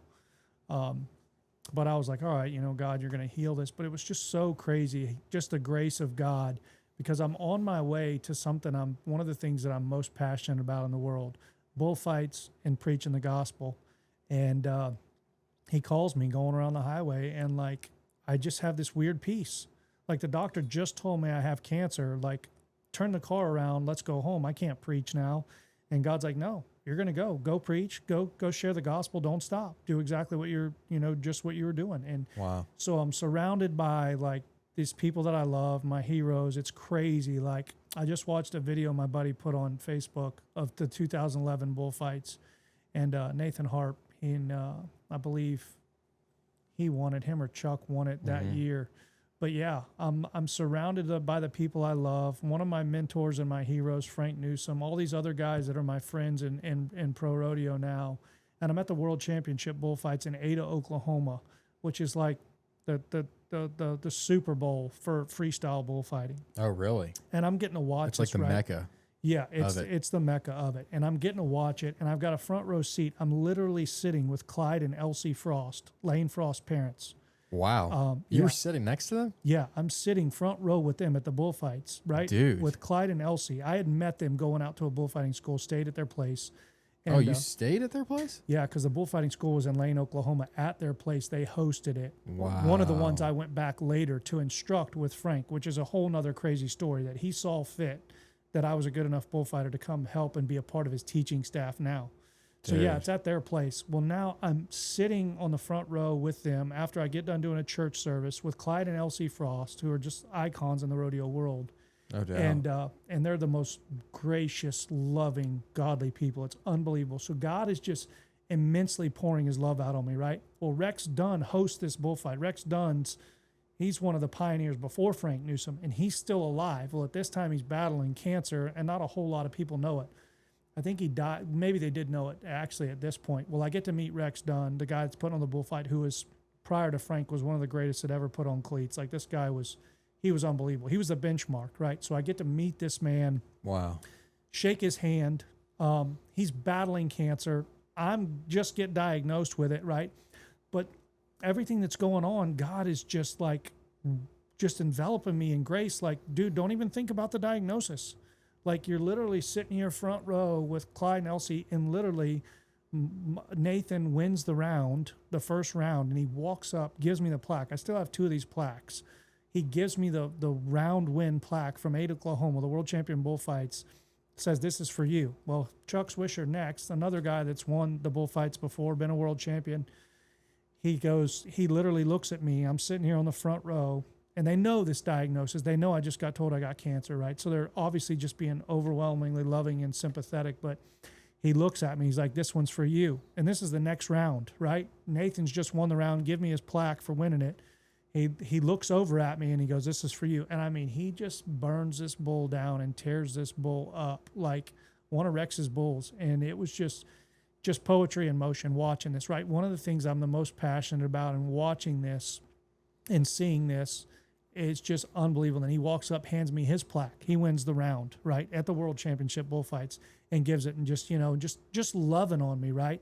So it's almost like God was like, listen, you don't even got time to think about this. Yeah, you just got diagnosed with cancer, but I'm bigger. Like, I'm better. Like, I'm beyond all of that stuff. Like you said, you wanted to see the real deal. So, it was just an amazing weekend. Like, you never could be in a better spot to be told that you have cancer. Yeah. And, of course, I don't know the outcome. My faith at the time was saying, all right, I'm going to go back home. We're going to eat a couple apple seeds, maybe take some high doses of vitamin C. This is all going to go away, which little did I know we were going to go through the whole journey. But yeah, it was kind of crazy. Wow. Yeah. Had you been in the PBR at this point? No, I want That's to after. say, yeah, I was just getting all of my paperwork done in 2011, and I started getting sick, and then that's when I got diagnosed. So everything got put on hold, and I didn't get my PBR card, and I was just in the process of it, right? Like, I'm just, working with Frank and these guys that are like going to give me their blessing to get this card. And everything just stops. And I'm like, oh my gosh. I was like, at this point I'm thinking, I don't know, maybe my career's over, maybe it's not. But, I'm believing, no, like I'm going to go on from this. We're going to go home. We're going to get treatment or whatever. And it's going to be mild, and we're going to be good. Yeah. Tell me about the treatment. Then tell me about the transition after like realizing that dream of being in the PBR. Yeah. So what was the treatment like initially? Treatment was rough. I'll never forget walking in. He calls me when he tells me what it is. He says, listen, go enjoy your weekend there. And I did. It was just phenomenal being with these people that I loved, and just everything that happened that weekend in 2011 was unbelievable. Sounds like a legit weekend for sure. It was crazy, right? I literally didn't even hardly have time to think about that I was diagnosed, because there were just so many amazing things that God was showing me. Mm-hmm. So the guy says, get back home. We're going to start chemo Monday. So, all right. I've been through some tough stuff. Chemo, bring it on. And I'll never forget, I walk into the cancer center there at Mart Memorial, and the nurse is like, you ready for this? And I'm like, ma'am, I've took way bigger bulls by the horns than this. And I remember she looked at me, she goes, okay, cowboy. And I had no idea. Like, it took me down. Like, it was rough. My blood wasn't great to start with. My hemoglobin and stuff was a little bit low going into it, like almost to the point where my oncologist, Dr. Desai, was like, I don't even know if like we can start chemo. Like, your blood's not really good. But the alternative was, I'm going to die from cancer. So she's like, all right, we're going to do it. We're going to start, but you're probably going to have blood transfusions. And we did. We started chemo. It was, we had to do 4 rounds. They told me 4 rounds of BEP, bleomycin, etoposide, and cisplatin. Why I remember that? I guess if you ever have to take these drugs. I'll talk about a tongue twister. Right. You'll never forget them. For real. Bleomycin, etoposide, and cisplatin. Cisplatin's the old school chemo drug that makes you really sick. All your hair falls out, kills all the cells, kills all the good stuff, but also kills the bad. What stage was this, though? What did the doctor tell you when he gave you the diagnosis? Was it like stage 2, 3? What was it? It was stage 3. Why he says it should be stage 4. He says, what's the rankest? Stage 4 is the highest, but he said it's not in your brain or your lungs, ironically, which is crazy because it was in my neck. Yeah. So what happens is it travels from the testicle, goes up into the lymph nodes in your abdomen, and from the lymph nodes, once it gets in the lymphatic system, it just travels up and it goes into your lungs, and then it'll like into your neck and then into your brain. Oh, it skipped your lungs. Dude, only by God, it missed my lungs, because the guy's like, well, if it's in your neck, it's probably in your lungs. And so yeah, when we go do all the other scans and all the MRIs and CAT scans, are like, it's not in your lungs. Wow. It literally goes up in your abdomen. So I had like 4 tumors. Mm-hmm. I guess I should have backtracked and say where all the pain came from. They found there was like 4 tumors pushing on, and every time I did anything, bend over, lift up anything, get hit, like it was pushing on the spine. And that's what all the pain was coming from, and that's what's radiating. So there's 4 tumors like right against my aorta and my vena cava. Like surgery is going to be pretty tough to get to these things. But yeah, so they were like, yeah, we got to shrink those. We've got to get those down. You've got a tumor up here in your neck where it's spread, and you've got 4 right here in your abdomen. We've got to get those shrunk. Can't do surgery first because obviously it's spreading in your body. So yeah, You had 5 tumors. Yeah, I think it was like 5 total. And then the one in the testicle. Yeah, I guess, yeah, that So one there. 6. So probably 6. And there could have been others that we don't know about, honestly. for but sure. they were just like, listen, we don't know where else it is. We've got to start chemo now to keep it from spreading. So yeah, that's what they did. They called it like stage 3. I think Lance Armstrong, that was the cyclist, right? He was stage 4. It was up in his brain, and we went through almost the exact same treatment. We had to go through the RPLND, the same surgery. He just did a little bit, probably maybe a little bit more for his brain. But I remember they told me they can give you 4 rounds. You either get 1 treatment, 2 treatment, 3 or 4. 4 is the most that they could give you, because if they give you any more than 4 rounds of this drug, this BEP cocktail, it'll kill you. Your body can't take any more than that. So 4 is the threshold. So I'm like, all right, here we go. Let's do 4 rounds. And I'm like, bring it on. I thought I could handle this. And the treatments were you go for 1 week, and I went for about 8 hours a day. They would slowly drip this stuff in there, which is crazy, right? Because a lady goes in a room, she gets this radioactive material, right? There's the whole skull and crossbones radioactive material sign on the door. She goes in there with this full suit on. Then she reaches her hands inside this thing and mixes this drug together, right? She's like, I cannot get this stuff on me, right? Well, I have a port put in, right? This is perfect. I'm going to get this injected into my body. This is going into the main line of my heart, right? And this lady mixes this stuff in this suit, and then she's going to come in and plug this stuff into me. Oh my gosh. Yeah, it was a crazy season, right? Because I remember people, it's a whole nother story, but I can remember people at church going, dude, no. Like, this is radioactive, this is poison, this will kill you, don't do this. And I'm like, God, you got to give me an answer. Like, which is funny because I have a picture in my phone. Actually, the picture's probably still there in the hospital, but I'm like, God, I got to have a sign. These people are telling me don't do this. Just eat apple seeds, I'll be cured. I don't know what to do. Like, don't use traditional medicine. And I'm like, God, I need a sign. And I remember walking into one of the doctor's offices, literally, there's a picture. I'm like, God, I need a clear sign. And when I walk around the corner in this doctor's office, there's a cowboy with a yellow slicker on. This is in downtown Stuart, right? Wow. There's beaches, there's palm trees. This picture doesn't even belong there. As a matter of fact, I don't even know if I could go. I have a picture of it in my phone, but it may not even still be there. I don't know. But I remember walking around the corner, and I'm like, God, is that? And God was like, that's your sign. I want you to do treatment here. So we did. We did the traditional treatment, 4 rounds of this radioactive poison stuff, and it did. It poisoned me, but it took it away. I say that and God. But, yeah, we did 4 rounds. It was, 8 hours a day, 5 days a week, and then for 2 weeks I got off, and they would just give me 1 chemo drug shot on the 2 weeks that were off, right? So it's like 3 weeks. So you have a week of chemo, 2 weeks off with a shot. Yep. Then a week of chemo. So you're like back to back to back. So by Friday, a day like Monday, Tuesday, I'm like, I'm not that sick. And then by Friday, I was so sick. Like, really? What is it like though when you say sick? What are the symptoms like? So the only way that I can compare it is the worst flu and the worst hangover combined. That's what it felt like. Together. Worst flu and a worst hangover had a baby. Yep. And right there you are. And day 5, that Friday afternoon, I am so sick, and it's just nuking my body. Oh my gosh. So then like no normal function of going to do anything. You're laid up, but you also can't, from my understanding, is you can't really be around anybody. Like you couldn't have been around Tori because when my mom was sick, she had to like stay out. Away from us. While they're treating you, you're like radioactive. They say you were away. Yeah, they're supposed to be staying away, which of course we're in the house together. So we try not to like share utensils, and we tried to keep our distance because they were like, listen, you're radioactive, like you're poisonous, right? And you don't want to give this to her. But I mean, bless her heart. Like after Friday, after the weekend, it was terrible. It was like hell on earth. But oh my gosh, come Monday she would just about physically have to help me get back in there, get me into the vehicle, because I was just so down. And you were very weak, so sick. I mean, you're puking the whole time. You can't eat anything. You lost a bunch of weight. Oh yeah, I was like 220 I was about 220 when I started. I went down to 169 pounds right before surgery. I had lost quite a bit of weight, but yeah, I couldn't do anything. I remember I'd be in there and some of these ladies are like, "Oh yeah, we come in to get our chemo and they're going to go play tennis after." And I'm like, "How? I don't understand." Dude, they didn't give them that concoction You're that not you getting got. what I'm getting, are you?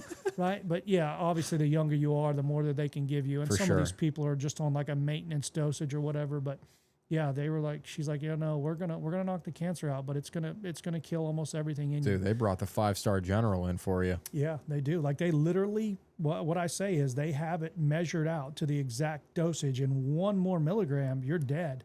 And they literally take you right to the edge. But that's the only way to kill the cancerous cells that are all over your body. Yeah.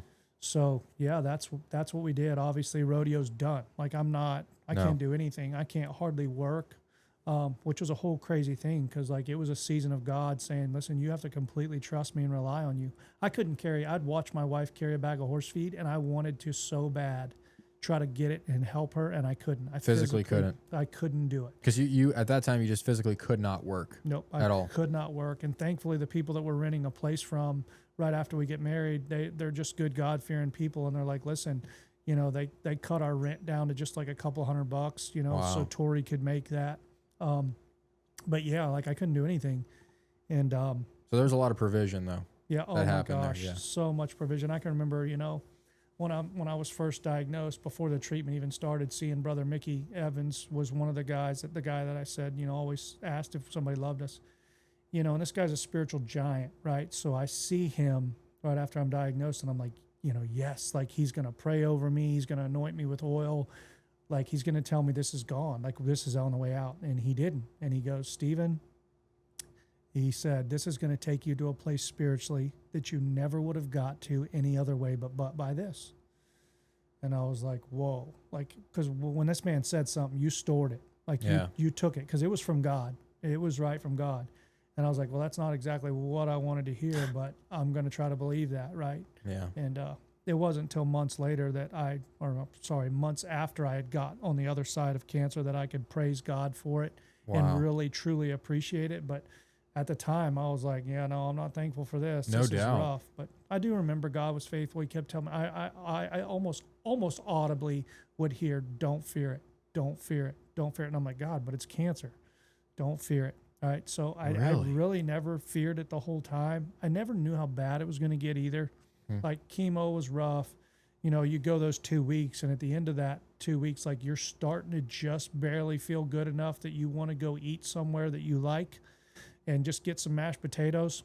So there is a little bit of a rebound at that second week with the shot. Yep. There's a little rebound, then they're going to hit you again. They're going to hit you again. Like your body's recouping enough that they're like, "Oh, okay. Like now we can give him 5 more days of this stuff." Oh my gosh. And they go back to poisoning me again. So what was the 4th round like at the end of the chemo? 4th round, man, it was bad. Like I had lost so much weight, and I'm just like living on insures and blood transfusions. I don't know how many blood transfusions and platelets I had to get. I'm like always at the hospital getting blood transfusions, which is a whole crazy another story when you start seeing people specifically go give blood just to give to you. Like it's just you had that? Yeah, like that is a picture of what Jesus did on the cross. Like this is specifically my blood for you. Wow. You know? But yeah, it was crazy because like when they say there's life, like life is in the blood, life is in the blood. When your blood gets poisoned and taken down, you're dead. Done. You're dead. And my hemoglobin would get so low. And that was a direct result of the cancer. Yeah, a direct result of that. Hemoglobin being low. Yep. It started out low for some reason. I'm not really sure why it was so low. Maybe because it was in my lymphatic system. Yeah. Yeah, they were like, "Listen, we got to do the treatment, obviously," and we did. We did 4 rounds, and I got involved with Moffitt, and Moffitt, they said, "You got to do this surgery." What is Moffitt? Moffitt Cancer Center in Tampa, huge, nationally known cancer center, really awesome facility. So you went from Martin Memorial to Moffitt at the end of chemo. At the end, right? And they're working side by side. Like my oncologist is working with a crew at Moffitt saying, "Listen, this is the regimen. This is what we're giving them. This is the best thing." Moffitt, "Yep, this is the best thing. 4 rounds of BEP, and then we got to do this big surgery at the end," which most testicular cancer patients, if it has moved from the testicle at all and gone up into the abdomen, what happens is it goes into what's called your retroperitoneal lymph nodes. Those are your lymph nodes in your abdomen. So what they do is this RPLND. It's a retroperitoneal lymph node dissection, which is they take all of the lymph nodes out of your abdomen. Well, to do that, they cut an incision from my chest all the way down to about my bladder, and they take all of my insides out. They take all of your intestines out, lay them up on your chest, and they're going to cut away all of your lymph nodes. They gut you. Yeah, they gut you. Literally exactly what we did with all the hogs we caught and the animals and the wild game. You got them. Because the peritoneal, it's the lining in there. That's the lining. And so retro behind, they got to go through all that. Yep. To get to that. They cut all that lining. Like when you scoop you scoop the intestines out, that's exactly what they did. So you had all your guts just out. Yep. Up on my chest. I asked the guy for a picture, but he wouldn't give me one. Sorry of him to do that for you. I mean, how dare he? Right. When I was out. But yeah, no, that was coming up. So we do 4 rounds of this, and God's like, just trust me. Just trust me. Like, if you allow me to go through this, I'll heal you spiritually. I'll heal people around you. If you'll continue to praise me and serve me like you did before when everything was all good and you just got this glorious rodeo career, like if you'll continue to praise me and serve me like when you're in this kind of valley, I'll do something with that. And, did you struggle with that? Yeah, that was hard. You did struggle with that? Oh yeah, that was hard. It's like, God, like this is not necessarily what I signed up for. But then again, I did tell you I want the real deal. And God was like revealing to me like 2 of my favorite scriptures that I discovered. Of course, I read the book of Job, and I get such a huge revelation out of that. But then, of course, I read Romans 8:18 and 2 Corinthians 4:17. It says our light and momentary afflictions are achieving an eternal glory for us that far outweighs them. And I'm like, God said, listen, this light and momentary thing, this affliction that you got, there's an eternal glory attached to this. Wow. Like you read about all these men of the Bible that are persecuted for their faith and they're killed. And, you know, Stephen, when like the guy that literally my grandma named me after in Acts chapter 7, the start of the early church in Acts, they stoned this man to death and they lit a fire, right? When they persecuted him and they thought they were putting this out, and he's praising and praying for these guys that are stoning him to death, saying, Father, forgive them. They don't know what they're doing. Like, and dude, the church just expands out of that level of persecution. And God's like, you said you wanted the real deal. Well, I'm going to give you a little bit of persecution.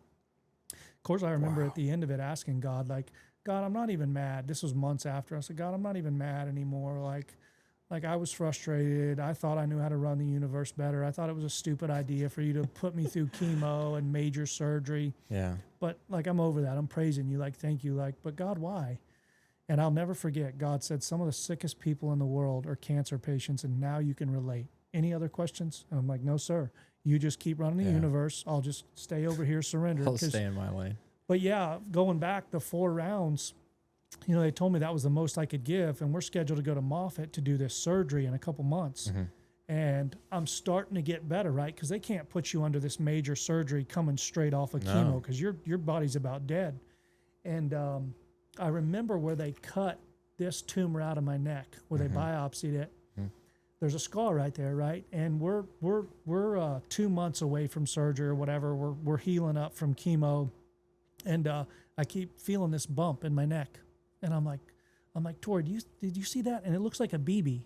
And I'm literally watching this every couple days. It's getting bigger. I can see this growing right here, like this BB under my skin. And it gets a little bit bigger. Now it's the size of a pea.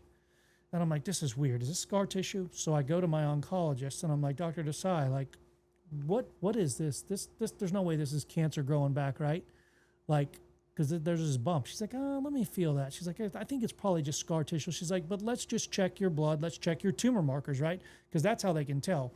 Once they do chemo, your tumor markers start going down. Well, after 4 rounds of this stuff, my tumor markers have gone down to where there's no sign of cancer in my blood. Mm-hmm. What is a tumor marker, though? Like white blood cell count, stuff like that, or no? It's kind of similar, but it's a specific marker. A marker in your blood that says that's testicular cancer. Oh. That's how they know. That's what that is. Yeah. So they biopsy the pea. Yeah. So the lady's like, well, no, they don't even do a biopsy. They're like, she's like, let's just check for tumor markers. I'm pretty positive this is just scar tissue, but let's just check, right? So we check it, and she's like, we get the results, and the tumor markers have gone back up. Oh, no way.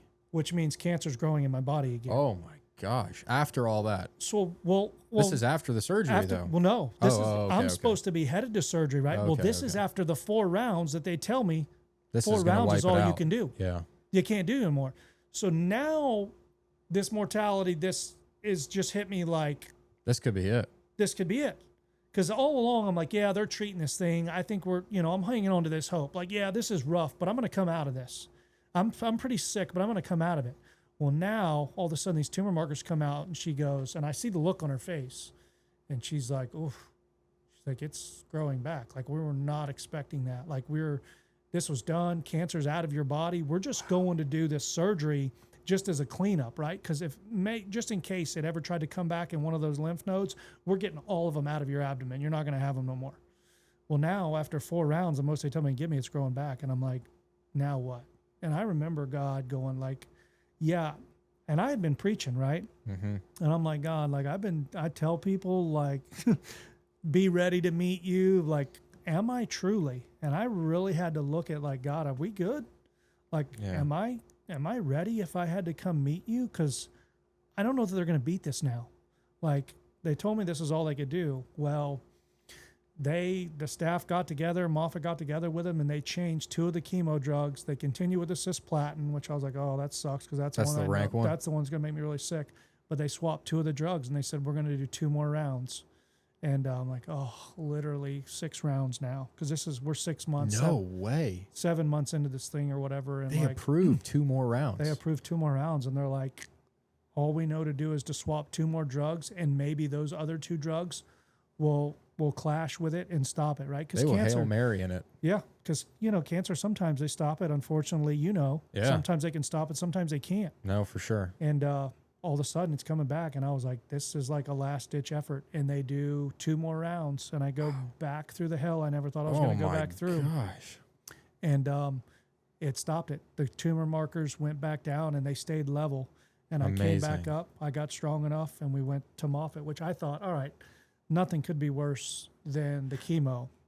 Little did I know the surgery, it's just an 8.5-hour surgery. Like my wife said, when this guy came out of there, he looked like exhausted, but like looked like he just came back from Nam. Yeah. 8.5 hours. Like I remember asking the guy, and it was crazy. Again, the confidence. I'm like, wait, what exactly do you got to do again? And dude's got guts to do that. I'm like, can you do this robotically?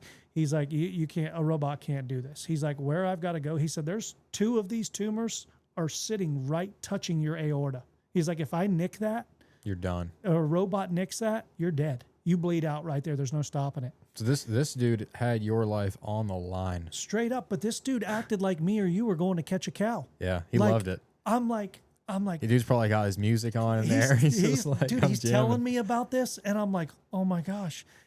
I'm like, are you good with it? He's like, dude, it's another day at the office. He's like, I do these surgeries all the time. Wow. And this confidence, and like, of course, that boosted me. Yeah. I'm like, bro, heck okay. Yeah, I want this guy to cut me open. Because at first he's describing, he's like, you could die. I just got to tell you, if I nick this, you're dead right there on the table, blah, blah. And I'm like, I'm just letting you know, but I got this, bro. Right. But then he's like, dude, he's like, it's another day at the office. Like, literally with the confidence that me and you would be like, yeah, of course we can get that bull back in the trailer. Like, and we did it. And literally 8.5 hours later, they get me back up.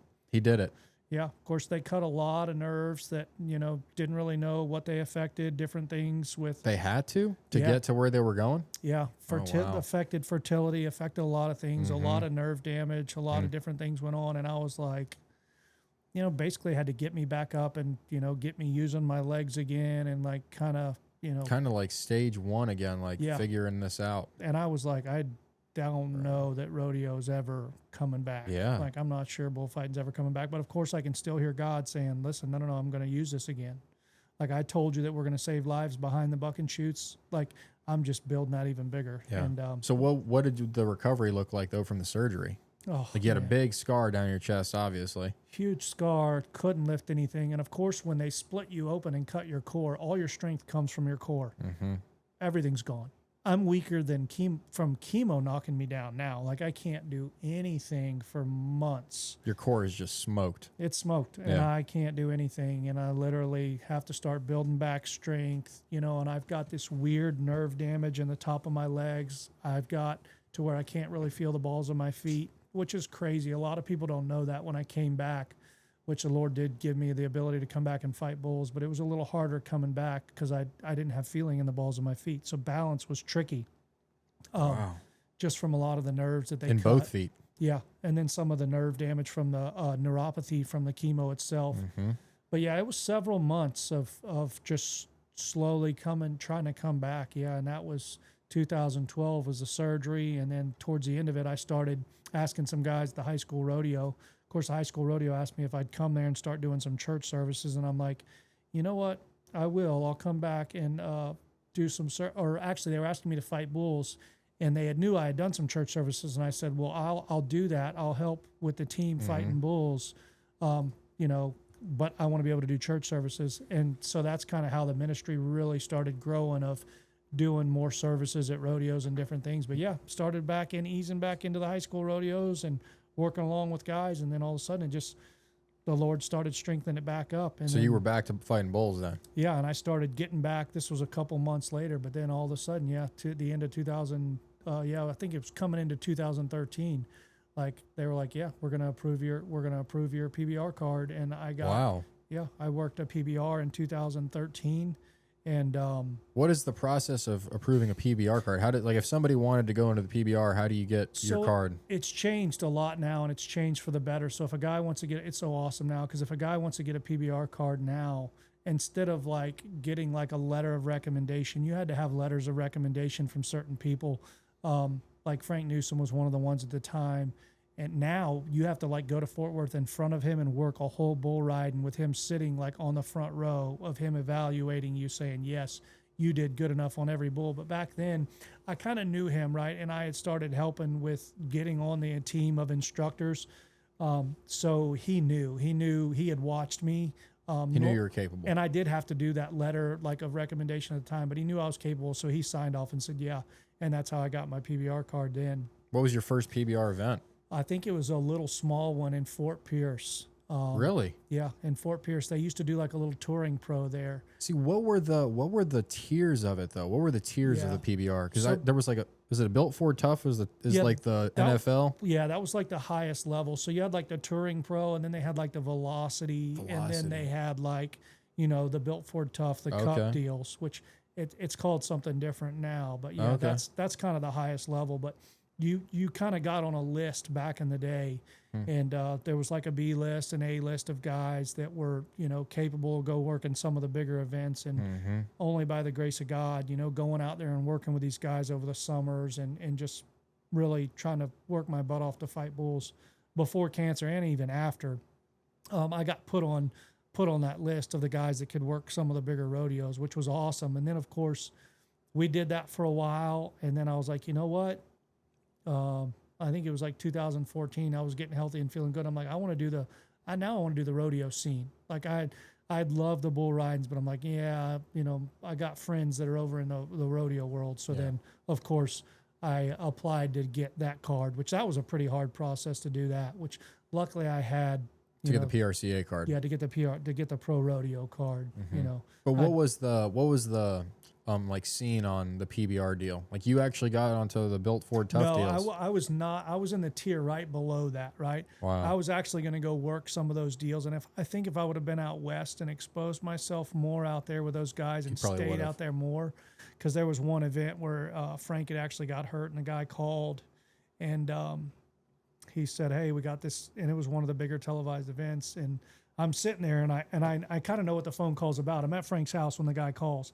And he had got really busted up at a bull riding school that we had just done. And the guy says, you going to be able to make it? And he's like, man, I don't know. He's like, but I got a guy right here that can fill in if not. And he was talking about me. And I'm like, you know, I'm like, holy cow. Right? Because there's a part of me that's like, I know this guy's the toughest man on earth, but Lord, just let him take it easy for this one. But of course, he ended up in the typical toughest fashion of, he's like in another level. It's not even human, but like all his ribs are broke, everything's busted. But he's like, no, I'm going, right? And he made it to the event, so I didn't. But dude, broken ribs, the whole deal, everything. He said, I'm gonna go. It was the worst. It was one of the worst hookings I've ever seen in my life. It was rough, and the bruising and all this stuff. Jeez. But yeah, he made it. So I didn't get to go to that one, but I went to some other big events that were right below that level. That I was just really fortunate. The Lord, man, he just blessed my career and for quite a few years then, and then I did the PRCA thing too. So I was busy. Winters were really, really busy. With, What were some of those bulls though that you were fighting against? Were they on the same level as the stuff that went to the Bill Ford? Yeah, yeah. So they were the same bulls. Yeah, a lot of them were the same bulls. Didn't you fight against Airtime or something? Yeah. How sick is that? Yeah, so I went to Decatur. That was probably one of the bigger events. Was they had oh my goodness, Little John, Airtime. Oh gosh, Airtime he was like black and white. Yeah, and you were on the ground when you got to see him buck. Yeah. We worked that event in Decatur, and it was some of the best bulls that I ever worked. It was like all the cup, and they had this I can't remember what it was called, like a champion challenge or something, where they had like Cooper Davis and all the younger guys coming up that were at the top of the cup deal. Were at this Decatur deal, which I think it would have been maybe a Velocity or something. But yeah, they were all there, and they did this challenge at the end. They had I think it was the top 5 bulls in the PBR and the top 5 young guns coming up, and they all matched up and rode. It was crazy. Yeah, I got to like work Airtime and all these guys. What was he like? He was just rank. Yeah, he was rank, and he was a little meaner than I thought. But like, I remember sitting there, I was like a little kid. Like his front feet are like eye level with me. He was getting so much. He was living up to his name. Yeah, it was just crazy. I remember watching these bulls, and me and Cody Webster are fighting the deal together, and a guy. Oh, you guys were together. Yeah, me, him, and a guy. There was a third guy. Was Colby Klum, a guy that was out there from Texas. But yeah, it was pretty crazy. That was. Yeah, we had worked, and then we had worked some Velocity events together, and yeah, the career it took off. The Lord gave me my legs back. He gave me enough feeling in my feet to where I could do the job. Mm-hmm.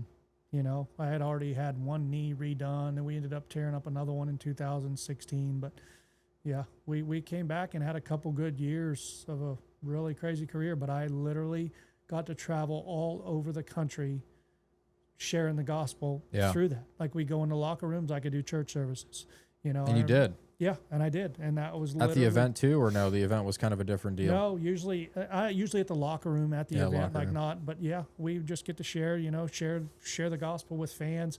I remember wearing, I had John 3:16 on my shorts for years. I remember putting that on there. A lot of guys, I'm not saying, I definitely don't think I'm the pioneer of that, but I remember doing that years ago when I did it. Nobody had that. And I remember God telling me, just put it on there because people are going to want to know. And I can't tell you how many times after a bull riding or after an event, like for autographs or whatever, people would say, what about the John 3:16? What does that mean? Or if they knew what it meant, it would open the door to have a conversation, and they would say, listen, I got so-and-so in my battling addiction, or so-and-so's in my family's on the verge of suicide, and I just get to pray with them right there after the event, which was just crazy how God used it, right? He took my passions. Like when he told the disciples, I'm going to make you fishers of men, right? I always thought about, why did he say that? Well, when you're speaking to these guys, it would have been equivalent to telling me or you, like, I want you to go cowboy for men. Like their ears would have perked up because this is what I'm passionate about. Like fishing, cowboy, and this is what we do. Like, and we want to go do the gospel using that thing. And that's kind of what the Lord did. Like he said, I'm going to take your passion and I'm going to use it to reach people. Use it for good. And we did it for all the way to 2019. Yeah. How did you transition out of that? The PRCA, the PBR, how did you transition out? So we were rodeoing and very, very busy in the winter. And my knees were getting bad.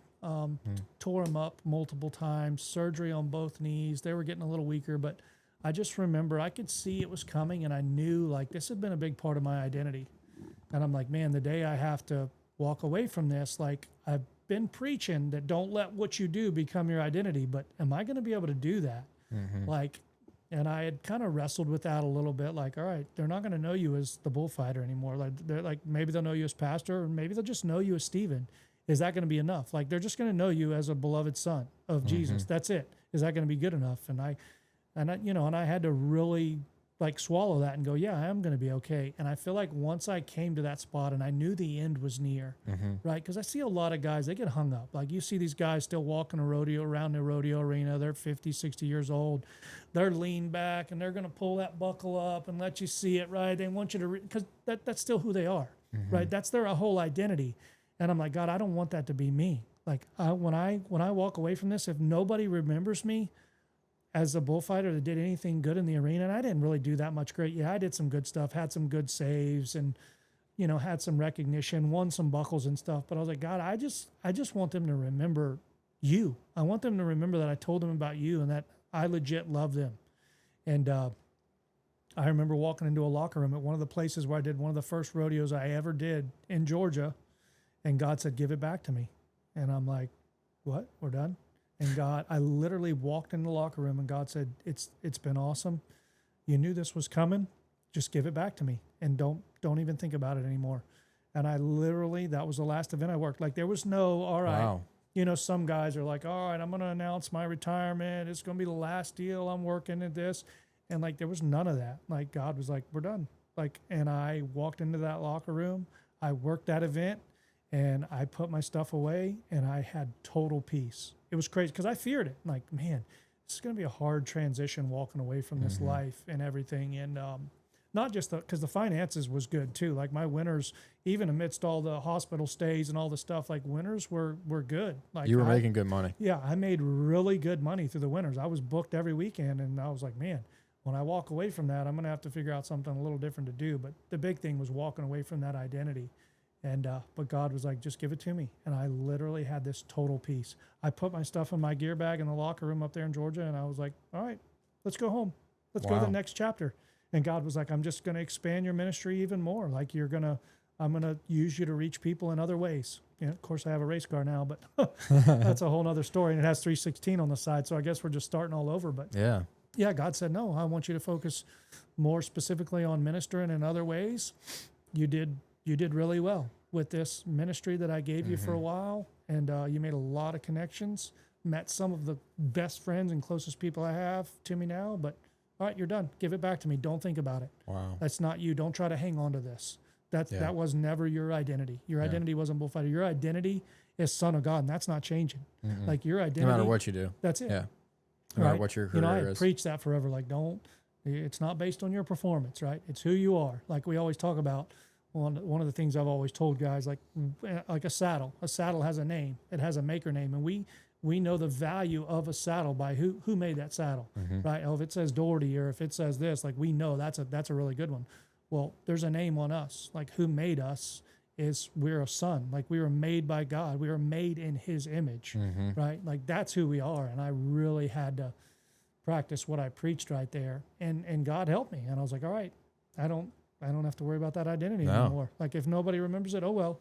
Hopefully they remember one of the sermons, which was, the way I loved them, right? Yeah. The best sermons are not, they're not preached, they're lived, essentially, Exactly. right? So, exactly. Yeah, if you want to relate to somebody, the best way to relate to somebody is to experience it. Yep. If you never experienced it and it's easy to talk about it. Yep. It's easy to talk about it. But if you haven't lived it. That's right. Or like the people who have overcome the most hardships or the biggest amounts of adversity. Yep. Like, no, I want to listen to that guy. That's right. I want to listen to that guy. If you just, you can't, like they say, you can't live life on the couch. If you're on the couch all the time and, you're never really experiencing anything tough, you really don't have a whole lot to share with the world. There's so much about that. Like when I talk about suffering and being persecuted as a Christian is, I understand it so much deeper and so much better now. But like you said, like I can remember guys like coming off of just winning a world championship or just getting handed that gold buckle and they preach this sermon about how good God is. Like, yeah, I listened to that for a second and I can resonate that for a minute. But then when I see this guy right here that just lost his wife and kids to a horrific accident, and this guy is still praising God, and this guy saying that God is a good father and he's amazing and God is like, I'm tuning into that. Yeah. Like that one really, really resonates and hits home. Like, so, Big time. Both have their place, but I'm that guy that's preaching that message of how good God is from the valley. Like I'm listening to that. For sure. People want to hear that. Like that's why God selects people, That's why sometimes he allows us to be persecuted. Like, yeah, those seasons of highs and praise God from there. And that's good. But it doesn't have the same effect. No. Right. Of the guy that can still praise God when he's lost everything. No, literally. Right. Like when Job says, all right, I'm still going to praise you. Like, okay, that one has an impact that's a lot. It's a lot stronger to me. No doubt. No doubt. So before we leave the bullfighting side, what do you think was your best save? I want to know your best save and your worst injury. Oh my gosh. Oh, best save. Like the rankest save, you think? I don't know. I can remember, man, I had a couple saves that, you know, kind of were recognized as like the save of the night or different things like that. But I don't know. We had a hang up a long time ago in Georgia, and there used to be a video of it. It's gone now. It was actually at the start of my career, but there was this bull that was really mean, and I think his name was Chili Pepper. It was one of that first guy I worked for. Chili. But this man, he hooked me a lot. Like I just couldn't get away from this dude. He would catch us all the time. But this guy came off. Well, he didn't come off. He got bucked off, if you will, but he hung up and he was knocked out. And he clicked both of his heels, went over the dashboard, hit this bull, hit him in the face, and knocked him out. And he was hung up, knocked out.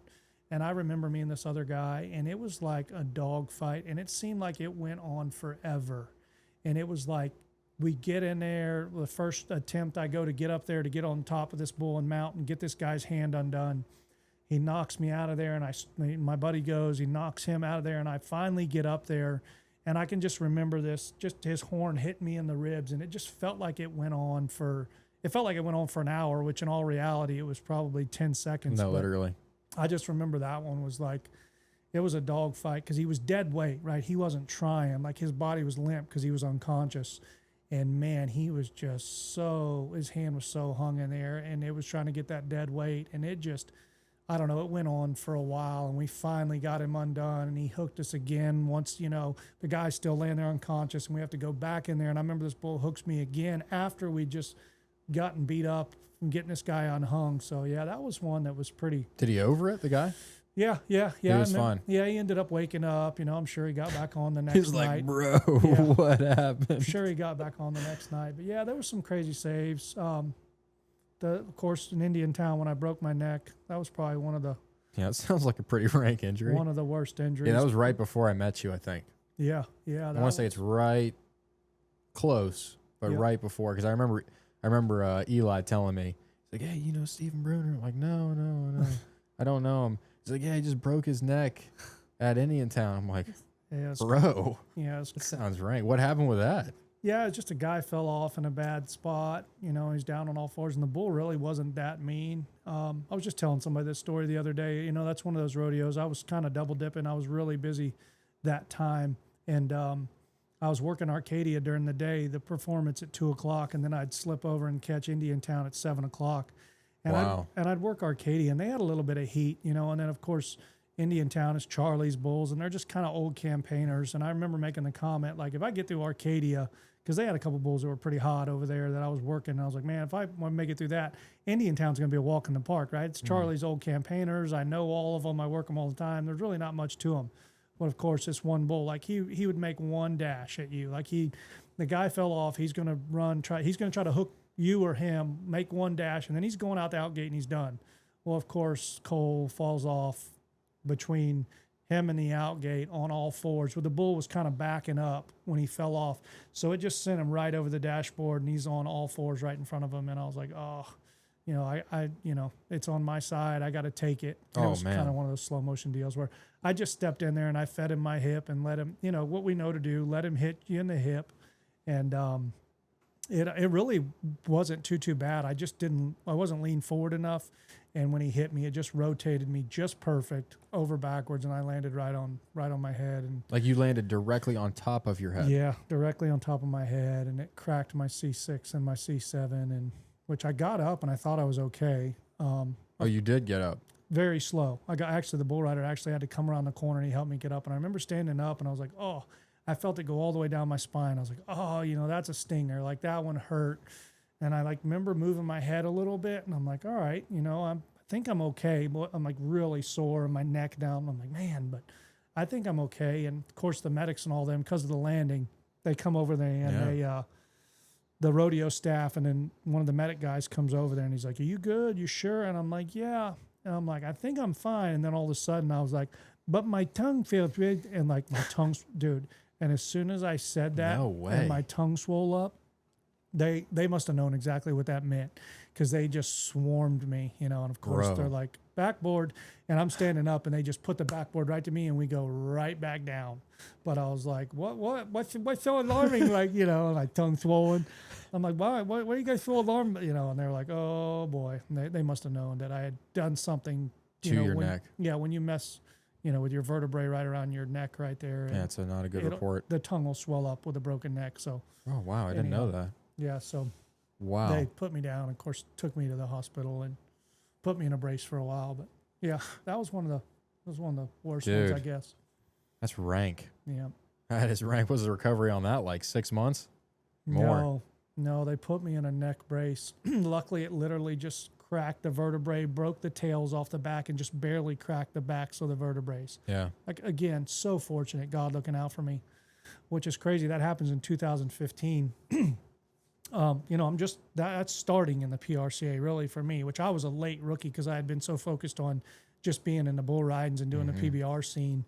And of course, I'm selected on my rookie year to go compete in Las Vegas, which is like, you want to compete at the NFR buck and stock sale in your rookie year in the PRCA. Like, they take the top guys in the PRCA that are coming in to see, like, who's the saltiest guys, like who's got what it takes. Well, this is October, of course. I'm supposed to go in December, break my neck in October, and I'm like, oh, the only thing I can think about is I'm not going to get to go now.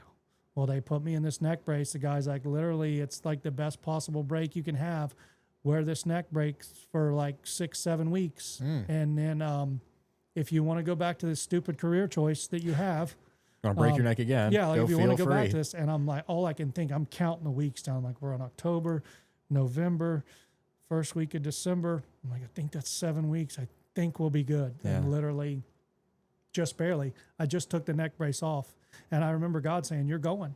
Like, I'm like, no way. Like, and God was like, "Yeah, we're gonna go. We're gonna compete." And I was like, all I ever wanted to do, like when I got my sights on that, was I want to compete, because the guys that were the best of the best, they competed at the NFR buck and stock sale. Like, they went out there and fought to win that buckle to see who's the best guy coming up in the PRCA. And so yeah, I was really, really fortunate. Like, and you competed in it. Yeah, I took 7 weeks off and took the neck brace off and flew out to Vegas and competed at that deal coming up in my rookie year. How crazy is that? Who won? Is there like a way to win that deal? You get awarded the Bullfighter or the? Yeah, it's kind of crazy. Yeah, so they do a reserve champion and then they do a champion, and I ended up winning the top Bullfighter coming up there. I won the. You won the champion. Yeah, I won the NFR buck and stock sale buckle, like that. Wow. Yeah, it was crazy because I knew that I knew that I had worked my bulls pretty good. I had a really good partner, and one of the best guys going down the road was coming up. He had kind of focused more on the bullfights and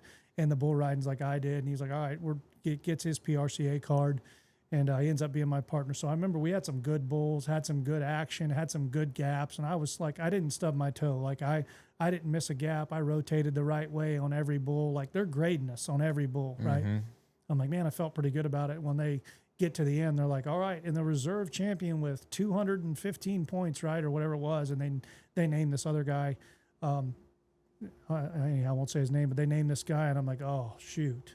I'm like, I think that counts me out, because the guy that I'm with, I'm pretty sure he's got it. He's got this a lot bigger name than I do or whatever. But anyhow, yeah. And then they're like, and the champion is with 225 total points, whatever, all the way from Florida. And I'm like, no what? Way. Yeah, you're like, no way. No way. Yeah. So that was just kind of crazy. But it was another one of those God things where God was like, just, I'll just trust me, I'll bless you and come back, because there were so many things. Like when I got selected to work the circuit finals, which is a big accolade that you want to try to get the circuit finals in the Southeast. And when I got selected to work, literally I blow my knee out like a couple months before that.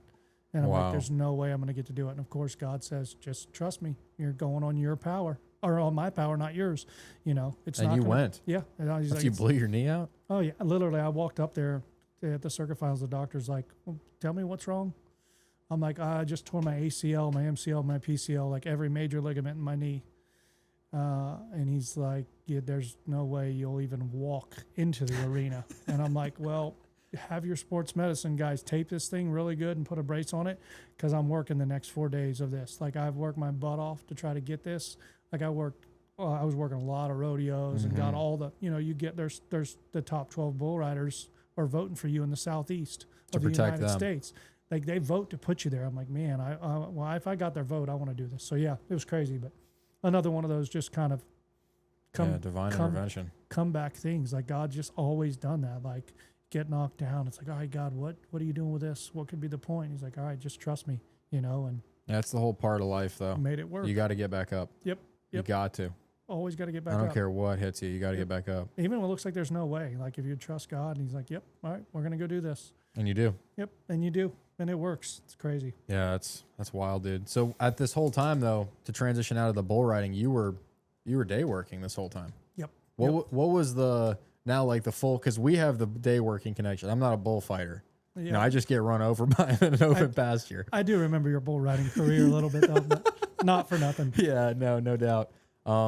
So what was the day working like at first? Like, you're learning how to be a cowboy, because I know my struggles with it and just how much I wanted to do it and how many times I was just so frustrated and so mad at myself that I just was so behind. Because I started late. Like there's these guys that they've been riding and they've been going since they were kids. Yep.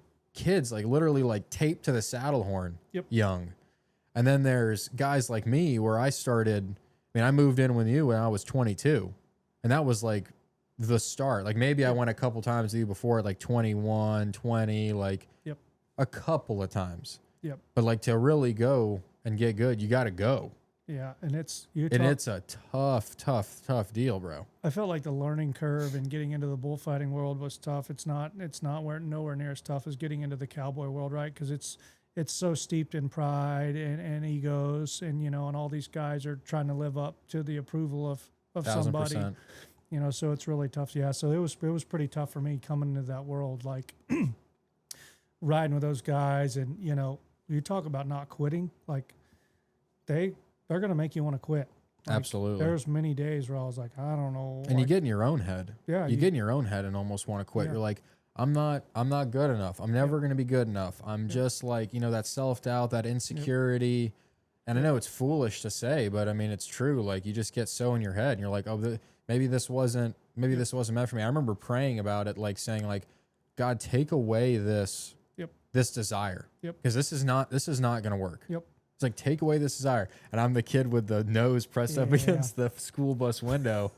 I'm like, dude, like going to South Florida, I'm like, bro, I just want, and I know we're the same way like that. Like, bro, that's all I want to do. Yep. That's all. I don't care about college. I don't care about making money. Nope. That's all I wanted. That's all I wanted to do too. And we just hung in there and toughed it out. But man, you talk about it's tough. It's oh my gosh. I'm sure like there's initiations in a lot of different careers, but I don't think there's any quite like that one. No. And a lot of guys, they don't care. Like they're not, and it was tougher for us. Like I know for me and for you, especially for me, speaking for myself, like I didn't come from a background of that. And like, there was nobody. No, I didn't either. There was nobody that was going to believe in me. Like it wasn't. Some of these guys are like, oh yeah, you so and so. And if they're a kid and they come up learning, and their dad was a good hand, like, yeah, they have a big advantage. They have just a natural advantage already with that, right? Like you've been seeing it so much. I never saw it. Like I'm having to study and trying to. I'm playing catch up. Yep, I'm watching so many things. But I will say this: the one thing that I think that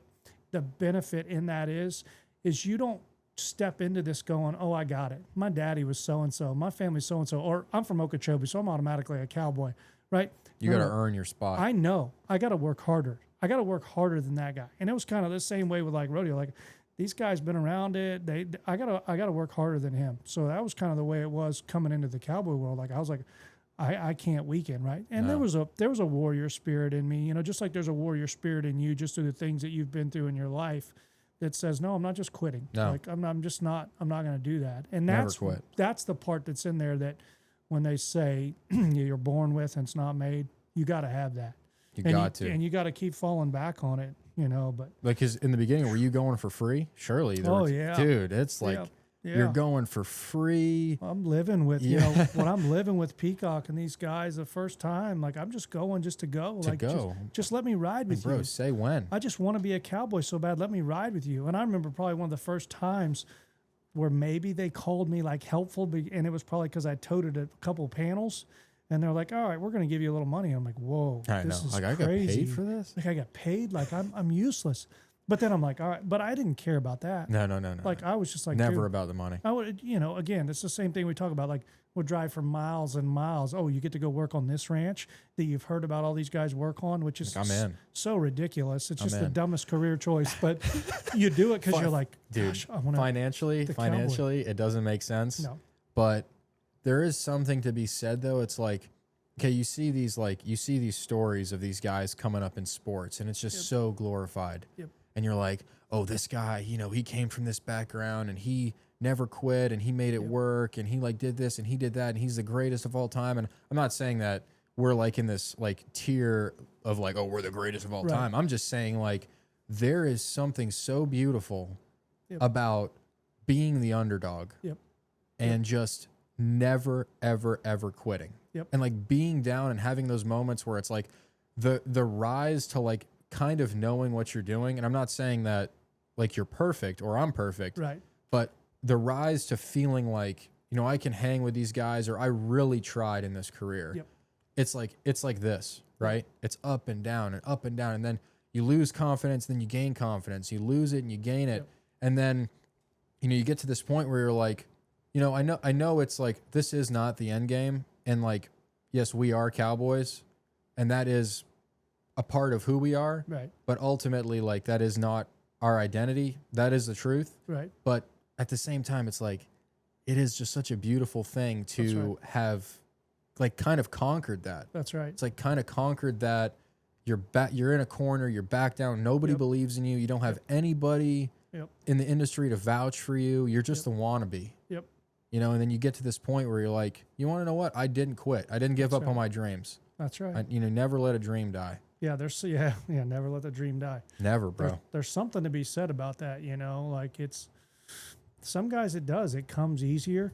No doubt. But I feel like it has so much more value, like you said. Like when you have to work that much harder for it. Like there was no entitlement.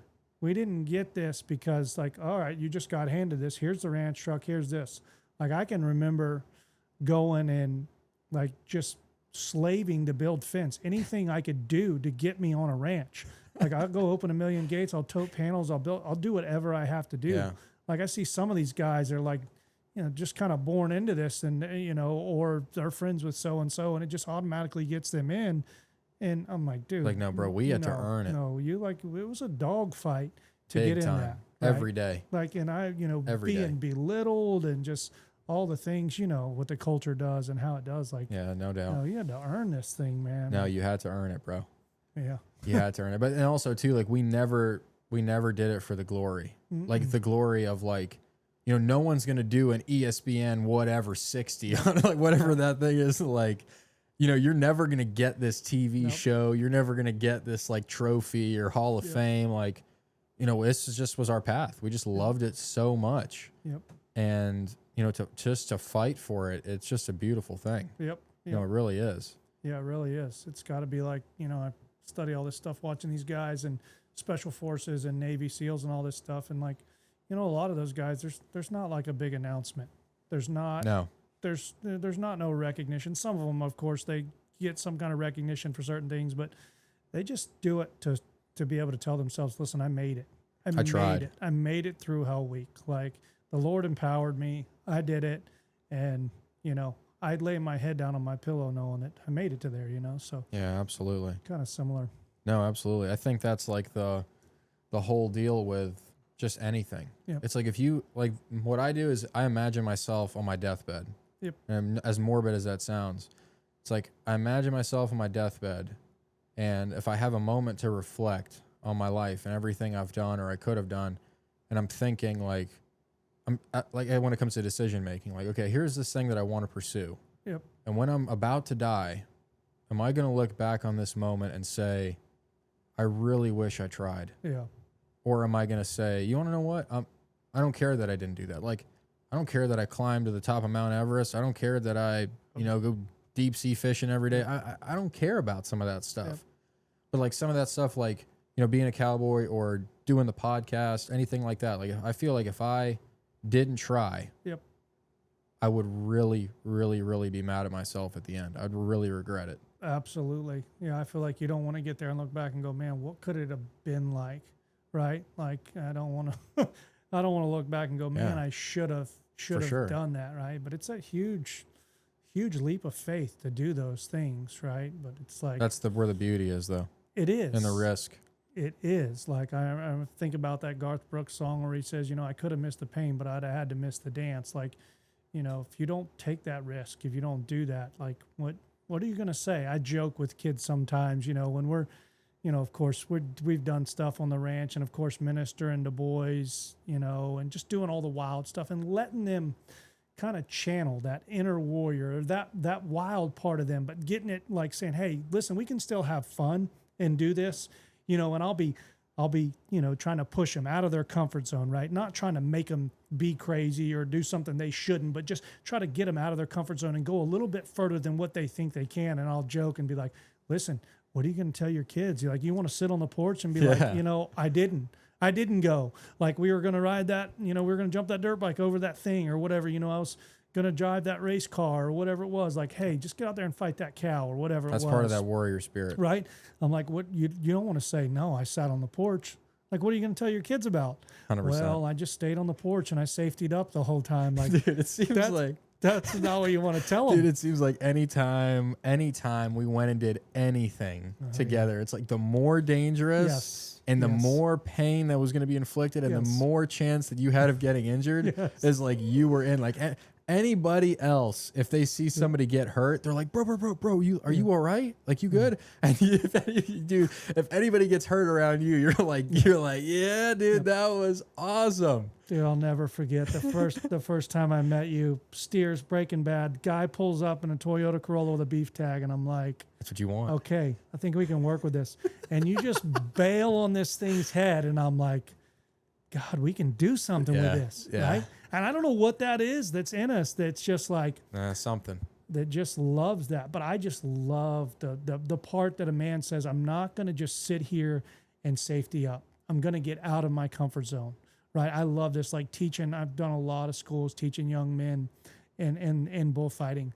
But one of the things that I use that for is I'm like, listen, you got to go further. Like your body can go further than what your mind's saying. Like your mind's saying quit, but it will go further, right?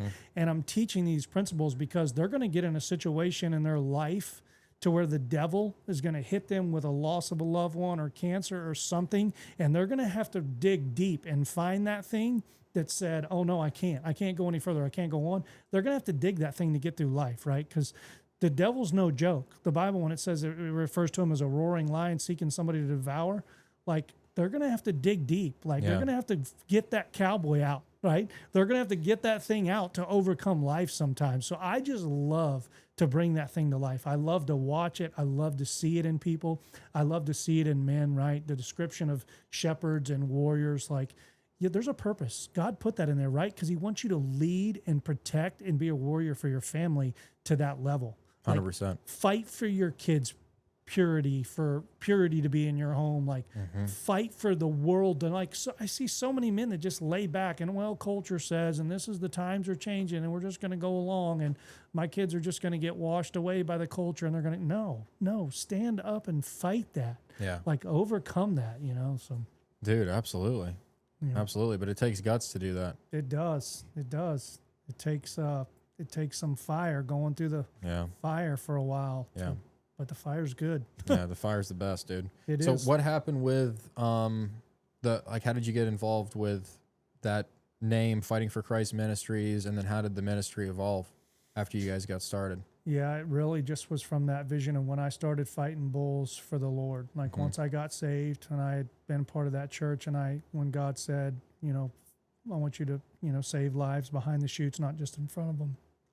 That's when Fighting for Christ. And of course, it was kind of on the side. It was just Stephen going to the rodeos or Stephen going to preach the gospel. And, Gethsemane was our home church and the things that we did there. But Fighting for Christ was just literally that traveling ministry of going to share the gospel. And whether you're around the cowboy world or wherever, it's still there. We still have that name, which we're a part of another church in Okeechobee. But that's kind of how it happened. And it was fighting for Christ, like it was bullfighting, but then it became so much deeper. It became that that spiritual fight, right? It became that fight. Which is the ultimate fight. That's the ultimate The fight. spiritual fight is the ultimate fight. That's what Fighting for Christ Ministries became, like teaching to find that warrior that can overcome adversity and endure persecution, endure the suffering of being a Christian, and continue to stand bold in your faith. Like, that's the real fight. Oh, dude, that's the ultimate fight. Yep. I mean, I don't care about, you can physically fight as much as you want, you know, battle this, that, and the other, but the ultimate battleground is in the mind. That's exactly right.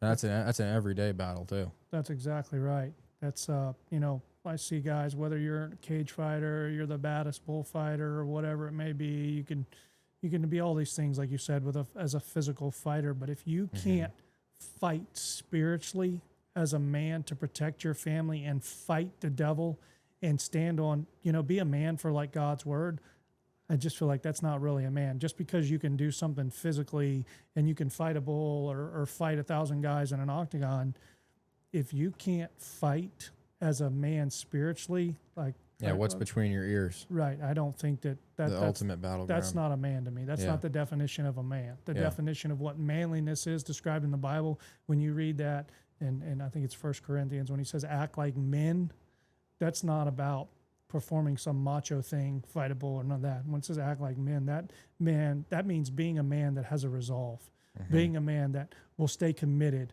right, to what he said he was going to do long after the feelings left, like Inge Johnson says. Like, that's what a man is. A man that says, no, I'm not going to waver. I'm not going to waver when the enemy pushes me a little bit, tries to break me down or tell me to go with the crowd or wants me to, you know, do something for these people's approval. No. No. A real man doesn't do that. No, for sure. So that kind of ties into the book that you're writing. Yeah. You want to talk about the book? Yeah. It's, which is pretty legit. Which is a work in progress. It's called The Fear Behind the Face Paint.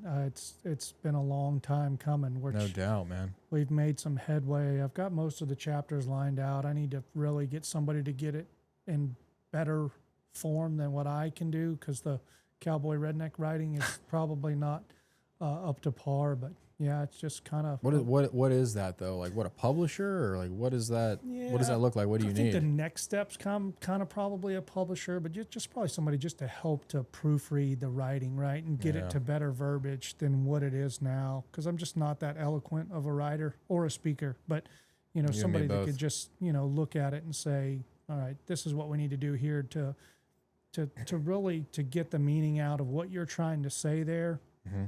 This is what you need to do. But yeah, it's been a work in progress, but it's just kind of a story of my life journey. And then just also, you know, the start of the book, one of the main quotes that I read in a book called The Gates of Fear, which was actually about matador bullfighters. And the start of this book, it said, many would be cowards if they had the courage to be. And I was like, whoa. Wow. Like, Many would be cowards if they had the courage to be. Yeah, which means that men will go to great lengths to prove that they're not afraid, right? Yeah. You know, and that's like a lot of, like, I saw my story in that. Like, wow. Yeah, like, it takes courage to admit. Yep. Like, yeah, I'm really bad at this, or I'm scared. Yep. You know? And most people wouldn't. Like, and I remember being around a group of matadors in Oklahoma. And these guys were the real deal, like killed a lot of bulls in the arena from a family. They were actual matadors. Like, they're training on some Spanish cattle in America, but they were going to go back to their country. But like, their culture was like the real deal from matadors and stuff. And these guys were telling me, like, when the old matador quits, like fighting bulls, or he can't fight bulls anymore because of injury, like, suicide is so prevalent. What? And I'm like, really? I'm like, this is crazy. But it's like their whole identity is tied into this.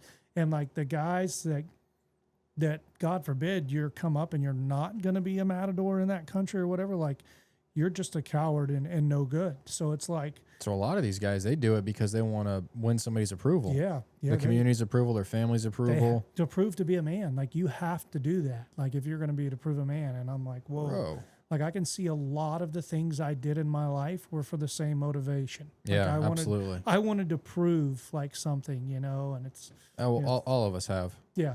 So it's. All of us have, and all of us battle it. Yep, for sure. For sure. It's been the biggest lie from the very beginning. Satan wants to try to get us to perform from Performance-based love. that's right. Performance-based love. The and ultimate trap. Yep. Yep. But yeah, that's kind of what it's about. So hopefully we can make some headway and God puts just the right people Yeah. and we can get it finalized and published. And get it out there. Big step. Yeah, get it out there because I think it's going to really resonate with a lot Oh my of gosh. not just bullfighters, obviously. I want it to be like any man that's ever, ever struggled with trying to prove himself by doing something, right? Because all of us have. Like, look at 1000%. Evil Knievel. Dude, you try to jump the Grand Canyon because you were screaming, "Dad, notice me!" Like, I'm enough, right? I'm not scared of nothing. Like, I'm the next best thing, right? So It's all about attention, all about approval. Yep. Wow. Yep. You got a timeline where you think it might be out? I don't know. But you're making headway on it. Yeah, we have. That's awesome. I'd really hope, like in the next couple months, the door will be open to where I Nice. can probably get it published. No way. Yep. Wow. So what's next after the book, you think? Just kind of working on the book right now? Just growing. Yeah, man. I hope we can help you out with the Yeah. book.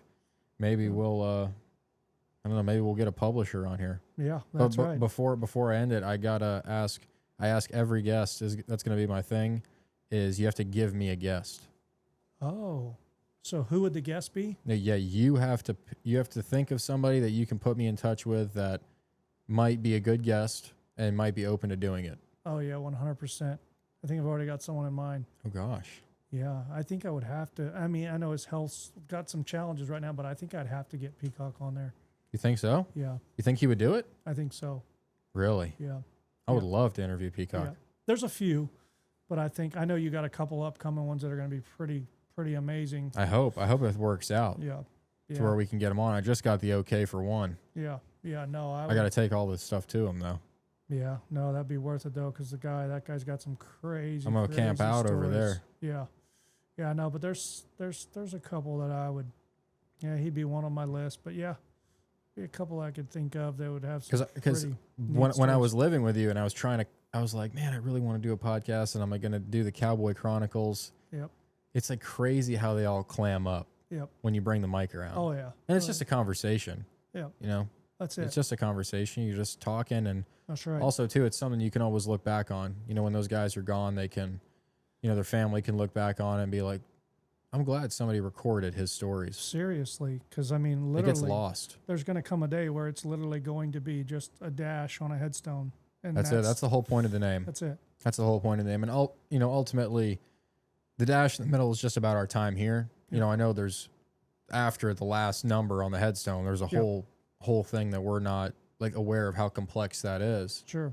But the dash in the middle of those two dates on your headstone it's important what you do with it. Yeah, it determines where all of eternity. Yeah, and I that's ultimately what I want this podcast to become. It's like I want it to be something people tune into for, not necessarily like motivation, but like, growing up, I had a rough kind of childhood in a way. I wasn't like this horrific thing where I was like physically beat or sexually molested or something like that. Like I can't complain too much. Right. But like the example at home wasn't good. We watched our mom die. So we had a lot going on. Yep. And my saving grace was, getting to know good people. Yep. And it, like they say, it's not what you know, it's who you know. That's right. For, different opportunities in life. So it's like people like you. If I didn't meet you, then I wouldn't have had anywhere to live when I was kicked out. Yep. And then I wouldn't have become a cowboy. Yep. You were the only guy who believed in me enough to be like, yeah, I'm taking this kid. He has no idea what he's doing. And I'm going to teach him how to ride a horse. And I don't care what anybody says at work. Like I'm taking this guy. Yep. It's like that, those kinds of people who pour into you, that's the kind of stuff that changes your life. 100%. And like struggling with, what am I going to do with my life? How am I going to be generative with my life? Yep.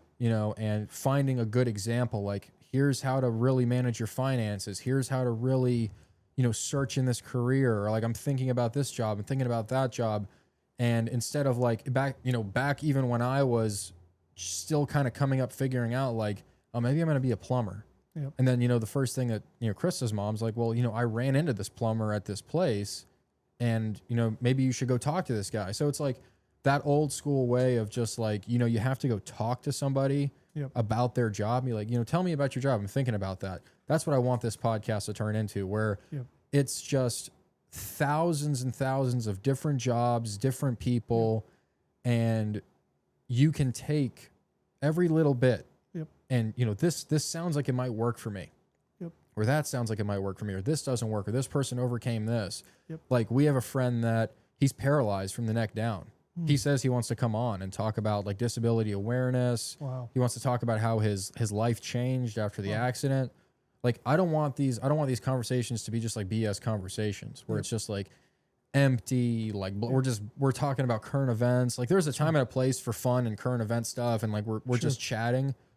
But I feel like the real benefit comes from those like harder conversations and like going through like your cancer story. I mean, somebody's gonna, God forbid, somebody's gonna go through that. Yep. You know, it would be handy to have some kind of reference point. Yep. You know, these are the symptoms. This is what I was experiencing. Like stuff like that. I feel like this could change somebody's life. Yep.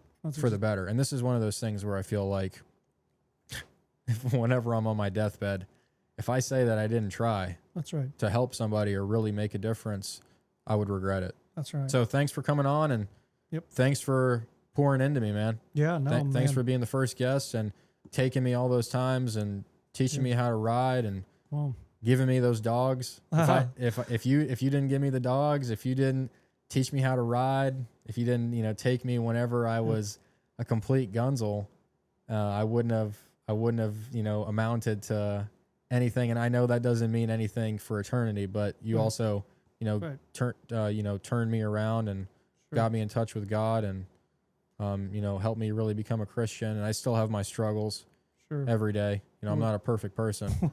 We all got them. Yeah, man. So I do appreciate you, pouring into me, man. Yeah, no. And hopefully this podcast turns into something that can pour into a lot of different people. I believe it will. I think from the very beginning when you mentioned this, you were learning all the ins and outs. And I remember you always talking about this. And I'm like, man, don't let the dream die. No. You know, and I feel like God's going to do something with this. And he wants to, right? The scripture says in Romans 12:2 that they overcame by the blood of the Lamb and the word of their testimony.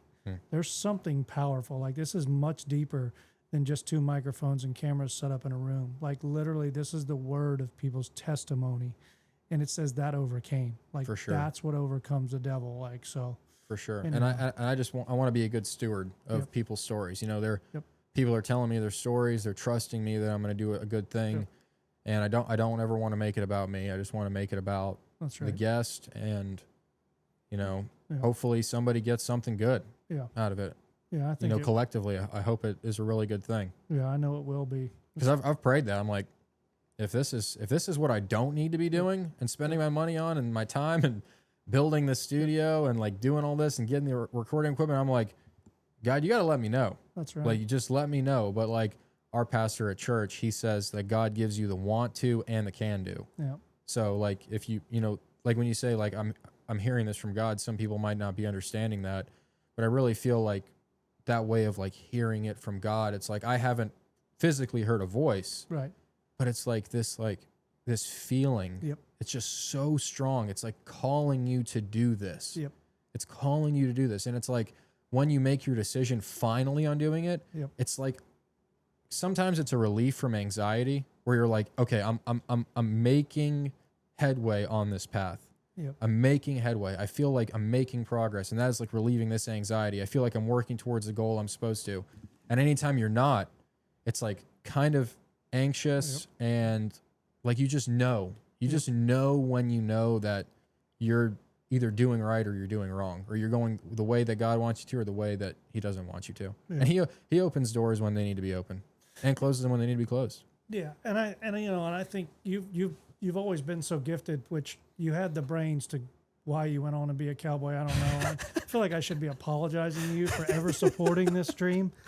You corrupted me with this dream. Right. This is the only guy that can just, I'm not even going to study for a whole paramedic EMT test and just pass it. But like, that would have been a handy career. Right.